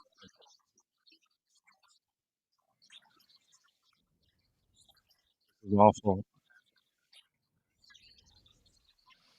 It's awful. Let me try to see if I can find a better quality one. I can't believe nobody uploaded a better version of this. Growing Pains. Okay, I think now this is going to be better. Can you see it? Yeah. Okay, I think there's also Leonardo DiCaprio. You know that Leonardo DiCaprio also starred on this show, right? Yes. DiCaprio, Growing Pains. Where's Luke? Well, I think he's upstairs. Luke! Good pipes. Every Luke within 5 miles is on his way over. I mean, the thing is that humiliated me in front of the entire school. What? You know Cheryl Murray was my territory. Your territory? You treat her like dog dirt. We've got a special relationship. Dog dirt. Oh, yeah? Well, I'm making it my business. I'm the guy who's taking her to the Sadie Hawkins dance. Yeah, over my dead body. Oh, that can be arranged? Yeah. Anybody ready for some dinner? Yum, yum. Boy. you know what was weird is that they added Leonardo DiCaprio kind of out of left field, and I think he was there for like a season, not even, maybe like half a season, and they quickly wrote him out. Oh, so yeah. weird. Well, I think didn't he end up? Wasn't that right around the time he made What's Eating Gilbert Grape? And I think that he became a big film star at that point, and he was they on for probably couldn't such get a him. short amount of time that he already like was fast tracked to film. It's crazy. You know why I think they even signed him to begin with is that the youngest child was getting older, Ben, and you know all the kids were getting older, and I think they wanted to add something that there's like it's like a Cousin Oliver situation. Basically, Leonardo DiCaprio was the Cousin Oliver of Growing Pains, but instead of like him you know being the sign that the show is dead, he quickly went and became like a star, which is very strange. Yep. He Didn't took Walter off. Koenig's son appear there as well? I don't Did know. he? Can't tell you for sure. But I'm going to turn off this banner because we already admitted that we have thoroughly established that yes, Kurtzman Trek sucks. And by the way, if you're watching this stream and you have not yet subbed to this channel, we are very, very close to 1,000, and you could be the person that puts us over the top, over the edge. I always think of Step Brothers, and they go, investors could be you. Could be you. There's some sign there. Cable of Lean, that was back when TV was good because they had to make pilots and green light. Yeah, I mean they actually. Andrew Koenig played Boner. For some reason, didn't Boner? Didn't he pass away? I could be wrong. Isn't there somebody from Growing Pains that passed away? Oh gosh, I don't remember. I mean, Andrew Koenig did. I mean, he died some years ago. Yeah. Yeah, he Wasn't died. during the show, but no, yeah, he passed away some years ago. Yeah, 2010. Yeah, he passed away in 2010, 41 years old. Yeah. I see. Yeah, he had there was an episode where he was a featured special guest on Deep Space Nine as well.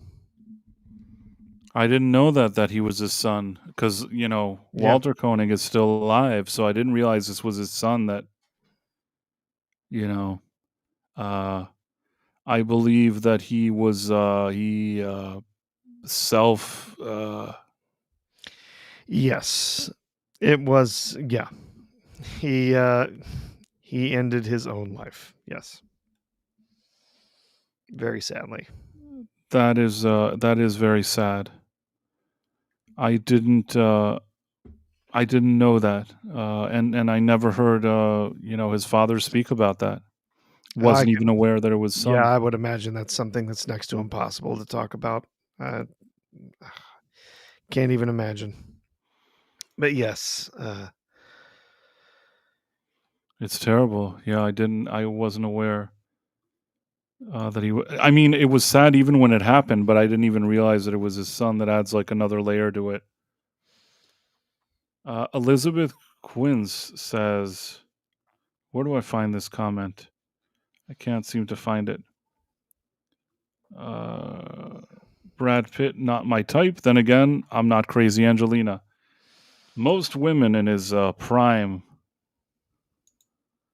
really liked him. The Dead Man Price, we don't talk about Fight Club, so be careful. Fight Club is his best movie. Absolutely has to be his best one. Well, you know what? I like Seven. I like Fight Club. Once Upon a Time in Hollywood, those are good movies. Trying to think if there's anything else that I missed. we got all the super chats. I think we did. I hope so. Did we get everything? I think you've liked all of them, so I think that we must have gotten them all. I think I did. Yeah. Tim Hayes says, yeah, Walter and his wife were looking for him. I didn't know any of that. Yeah. You know what? Snatch was good. He's not really a star in Snatch. He's sort of like a secondary character there. But you know what? His performance there is fantastic. All of his like pre-Angelina stuff was usually some pretty good performances. Then the Angelina years, he seemed snoozy and like he kept wanting to go to sleep. And then ever since that they've parted ways, he's gotten at least some of his mojo back, in my opinion. Yep. And Snatch, the movie, yeah. 12 Monkeys, yeah, that's another good one. Again, he was the supporting actor there, but man, he was great in 12 Monkeys. It's like when you watch stuff like early stuff like 12 Monkeys, like Fight Club, like Seven, like all those type of earlier things that he did, you can tell that there was a really charismatic actor there. And man, did he lose his energy over the years. It's not nice for me, but I always say that. I think that Angelina Jolie drained any energy this man had out of him. He paid a hefty price. It's kind of like you learn a lesson in life from Brad Pitt and Angelina Jolie. Like, he was on top of the world. He got a woman that was just, at that moment in time, I think it's fair to say she was smoking hot. You know what I mean? He got like a woman that looked absolutely amazing. But at the same time, it's one of those like deals that you do that there's a trade-off. Mm-hmm. Like it taught me a lesson about life. It's like you can have it all. You can be this guy that all the women like. You'd have all this money, but if you marry like the hottest woman, you're in for a big headache. California, great in that as well. He played this like kind of crazy guy. Laios just sucked the life out of him. Yeah, she did. She absolutely did. It's not nice to say, but I feel like that's the case. I feel like to say that she's high maintenance seems like an understatement. I can feel it. You look in her eyes and you know that she's high maintenance. Oh, yeah, that level of to be around someone at that level of narcissism. I mean, the only other people I think that could probably, could probably understand what he went through would be like Will Smith. He's been with a one of the world's greatest narcissists for True, but the only thing is that I will say the reason why I have less. I'm really gonna get in trouble here. The reason why I have less respect for Will Smith is that Will Smith, I never considered like what's her name, Jada Pinkett Smith. Jada Pinkett Smith, yeah. Never thought anything of her. You know what I mean? Angelina Jolie, when Brad Pitt got together with her, I couldn't say at that moment that she didn't look great. You know what I mean? Yeah. When Will Smith got together with Jada Pinkett Smith, he had like 70 other women lined up like in a line. You know what I mean? Like it's not that he had to go with her, and there was really nothing special about her. Didn't I tell you this before? My theory about why Will Smith ended up with Jada Pinkett Smith. Did I tell you this before, Professor? No, I don't think so. See, what happened is that Will Smith was considered kind of vanilla, and within sort of the black community, he was considered like not like urban enough or whatever you want to call it. Which within that community, that's a thing. You know what I'm saying? Like for us, we don't really get it or understand, but a person having more like street credit or not having, especially is like rapping and things like that, that kind of stuff is important to him. Now, Jada Pinkett Smith, for a while, she was sort of like, I don't even think that she was like exclusive with Tupac. Maybe she was like his side piece, or I don't know what went on with her and Tupac, but there was something going on there. Okay. Yep. Now, Will Smith, I think in his eyes, her like kind of shifting from Tupac to Will Smith, what does it give the vibe of? He's like in the same category as Tupac. You know what I mean? She's with Tupac now as she's with him. And I feel like that in his mind gave him like more urban credentials. The only thing is, if that's how your mind works and that's what you're thinking about, you're kind of an idiot. You know what I mean? Like, do your movies and collect your like $20 million paychecks and make your crappy rap songs. Don't worry about that stuff. You know what I mean? You're worried about like Tupac and now having Tupac's like a girlfriend. It's like a woman that Tupac didn't want. You know what I'm saying? Yeah. Allegedly, I don't know.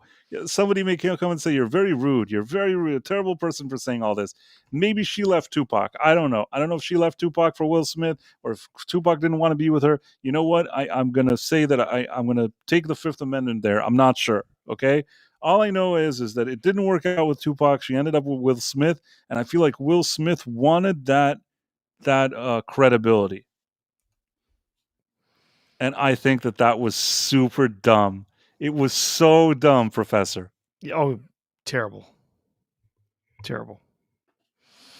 So it's in my opinion, it made him have less cred. You know what I mean? Maybe Tupac respected him more, but I didn't respect him more because there were a lot of very lovely women that were either black or any other ethnicity that he could have easily entered a relationship at that moment in time. His star was burning hot. You know what I mean? He could have scooped up any lady. He had all the options in the world, and he wanted the street cred. It's kind of a similar syndrome to Whitney Houston. I've probably told you this as well. I must have told you this, Professor. The Whitney Houston syndrome. Oh, go ahead. So basically, Whitney Houston, somewhere in the '80s, she became a big star. She released an album. It had like "How Will I Know If You Really Love Me," especially for you. I don't know, whatever those songs, all those. I'm saving all my love for you and all this stuff. The album was breaking records. It was just selling millions and millions like hotcake. And Whitney Houston herself came with pretty, from what I know, decent upbringing. Like I think her godmother was like Aretha Franklin, is like her aunt was like Dionne Warwick, like women that have established themselves like as hard workers in the industry that were talented.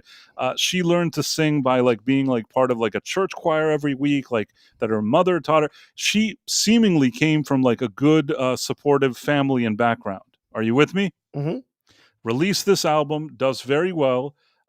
Everybody likes her. She's like a consensus, not just in one community, seemingly every place. She's a consensus. Then they have something, the BET Awards, they existed then.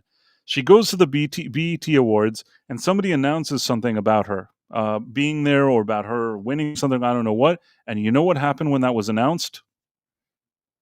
What? The entire audience that was primarily, people who were black booed her. Do you know why they booed her? Why is that, Bryce? Because they thought that she wasn't urban enough and she was kissing ass to people who weren't urban, if you Yep. understand what I'm trying to say. Yep. So they all booed her.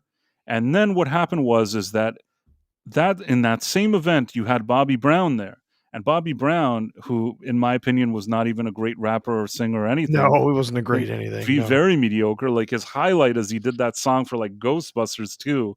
That's like the best thing that ever happened to that guy. Yes. Not exactly the best song either. That's like the height of his career.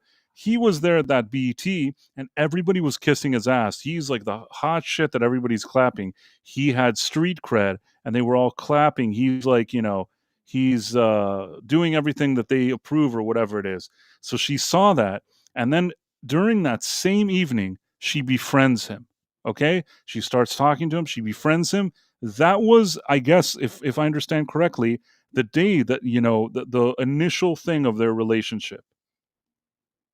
And part of it was, interesting. Nobody wants to admit this, but part of it is that she wanted to show, see, I also have street cred. You think I don't have street cred? Bobby Brown is street cred, then I'll be with Bobby Brown. You know what I'm saying? I'll take that street cred. I'll take the street cred. The only thing is that she didn't need that. She absolutely didn't need it. And you know what? I dare say that it didn't help her. Now, I'm sure that whatever decision she made in her life, you can't just put on him. But I don't think that anything especially good happened to her with the relationship with Bobby Brown. That's putting it mildly. No. I'm being very generous here and saying that I don't believe that was a great relationship with her. Basically, instead of using her solid upbringing and background and where she was at to maybe boost herself, she basically tied herself down to something that to me, and this is just my personal opinion, was more like of an anchor. You know what I'm saying? Yeah, all just so that people would accept her within a certain community. We talk a lot about all this like discrimination and woke and all this stuff, and sometimes things are complicated even within communities. You know what I mean? A lot of stuff that people never talk about. Sure enough. Now this is a Price conspiracy theory. Nice. I actually don't think that it's a conspiracy theory. I think that this is actually 100% true. You know what, Professor? Tell some jokes for a second. Always with the jokes. BET Awards. Let me see. Why did the Scarecrow win an award? Because he was outstanding in his field. I'm going to find... Okay, here you go. Hold on, I'll tell you. It's a real shame that parallel lines have so much in common. Because they never get to meet. I'm trying to find. I will find this. I know that she was booed. Okay, it. Members only contact. Screw you. Somebody posted this and made it like members only content. Lawyers, Prof is a dad. Oh yeah, I got the dad jokes. Oh yeah. Hey, what do you call fake spaghetti? Okay, are you ready? Impasta. Go ahead. I think they're tired of my dad jokes. Okay, I think I got it. I hope this is it. So let's see if I can make this work. A record that has never been broken. And yet, simultaneously, she was booed at the Soul Train Awards for sounding too white. Friction at the Soul Train Awards. Where does that come from? For those of you who don't know, they boo me at Soul Train Awards. I don't really know what it's about, but I think that I've got a lot of flack, about I sing too white or I sing white or something like that. I don't either, but I do sing the way God intended for me to sing, and I'm using what He gave me, and I'm using it to the best of my ability. It was an era when... Are you with me, Professor? We didn't get the actual moment, but Yeah. at least you know that I'm not saying some weird shit. Sorry, Sean. Maybe this is it. Are you ready? Mm-hmm. By a female R. Where do broken hearts go? Whitney Houston. She was so upset. She said to me, it would be one thing if they were booing me because they didn't like the way I sing, Aunt Bay. She said, but they were booing me for something altogether different. It may be bad quality, but the bottom line is I'm not wrong. No, yeah, she definitely. That's. She may have said, I'll show them I did this and I did that. But at the end, I am telling you, she started talking to Bobby Brown at that very event. That, I think, is what clicked, that she said, they don't like me. I'm considered like a, persona non grata in my own community. Let me show them that I have street cred. People can say that I'm a conspiracy theory weirdo, but I am 90-something% sure that that's how it went down.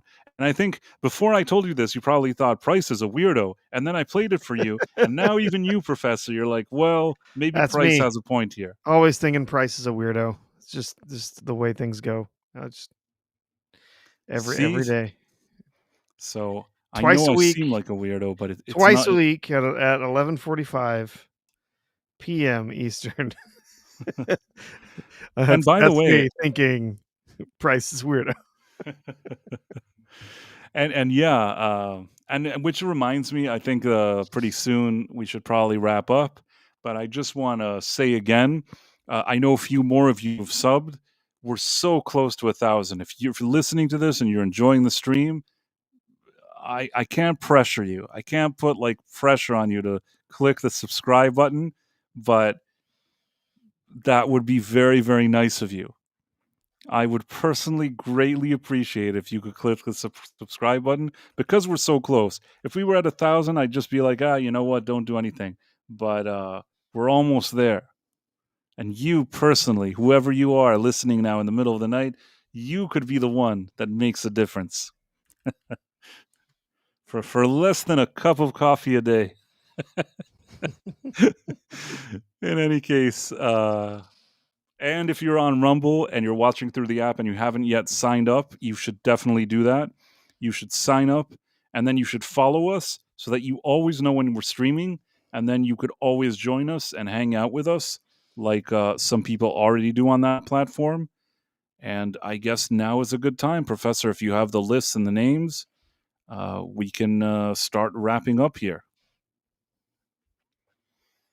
Just want to make sure I didn't lose any chats or anything.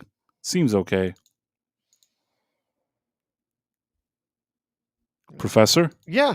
I put the Rumble list. Okay, so when it comes to the Rumble side, we had Kivo1961, who also gave a Rumble rant, Phantom Monk, Double R Star, Elizabeth Quince, Mafia Matters, Tim Hayes, the real Sean Crummell, who was here with us, PR Designer 02, Sal the Hamster, Loyish, and Dude Rosef 420. Cheers. Yes. So it was nice to see you all here. Yeah, we got 981. I love how NMM always claims that I don't even know Laura Chen. I don't know anything about her. I once told a story that I was invited into some strange group by some lady who then said I was a spy and it was just some weird situation. But it wasn't her, so I just want to be fair here. I don't know anything about her. I've never spoken to Lauren Chen. I know very little about her. I know the name. But she wasn't the one that invited me to the strange group. And the moral of that story is when a strange lady invites you to join a group, you should think twice before you say yes. Is there any YouTube? Yes, for our Okay. YouTube, we got Marla Sherendoff, Tim Hayes, Jonathan Conroy, the Dead Man, who also supported us with some super chats and super stickers tonight. So thank you. Zune RJ5, the real Sean Crummell, also over on YouTube. Sean Green, I have new dick. Stephen Mack, Keely Chow, Phantom Outsider, Zaffarsan Toxos, Caleb Levine, E. Clay Thomason, B-Man, Irwin's Sentient Potato, Corn Pop and the Bad Boys, Whalem 03, Hook, Laughing Man, Piku, Anthony Acme 321, Iniminiminim, Bishop Judas, Rebecca Gold, Ian, stopping it. It's good to see you. Justin Channels, Dr. Balls. Okay. Superior Nav, God only knows. That really is the name. It's not like I couldn't pronounce it or anything. God only knows. It's a Beach Boys Istophobos. song. Yeah. Istophobos, Granola Grin, Gavin Blackburn, Sheriff Brackett, The Devastator, Substance D, and Midnight's Edge After Dark. Tom popped in here for just a minute. So yeah. Oh, nice. And thank you for the raid from Nerd Wars. It's a great channel, and thank you for the raid from Midnight's Edge After Dark, which I'm on sometimes. And you can see the professor there too as well. And of course, that channel does a lot of great things as well. So we're grateful for everybody. Thank you for hanging out with us. Thank you for being here. And we're here every Tuesday and Thursday at 11:45 p.m. And we will see you this Thursday. Yeah, well, right now we're gonna do 3 hours of spoiler reviews of Superman. So just kidding. Everyone have a great night. We will see you on Thursday. Bye. Take care.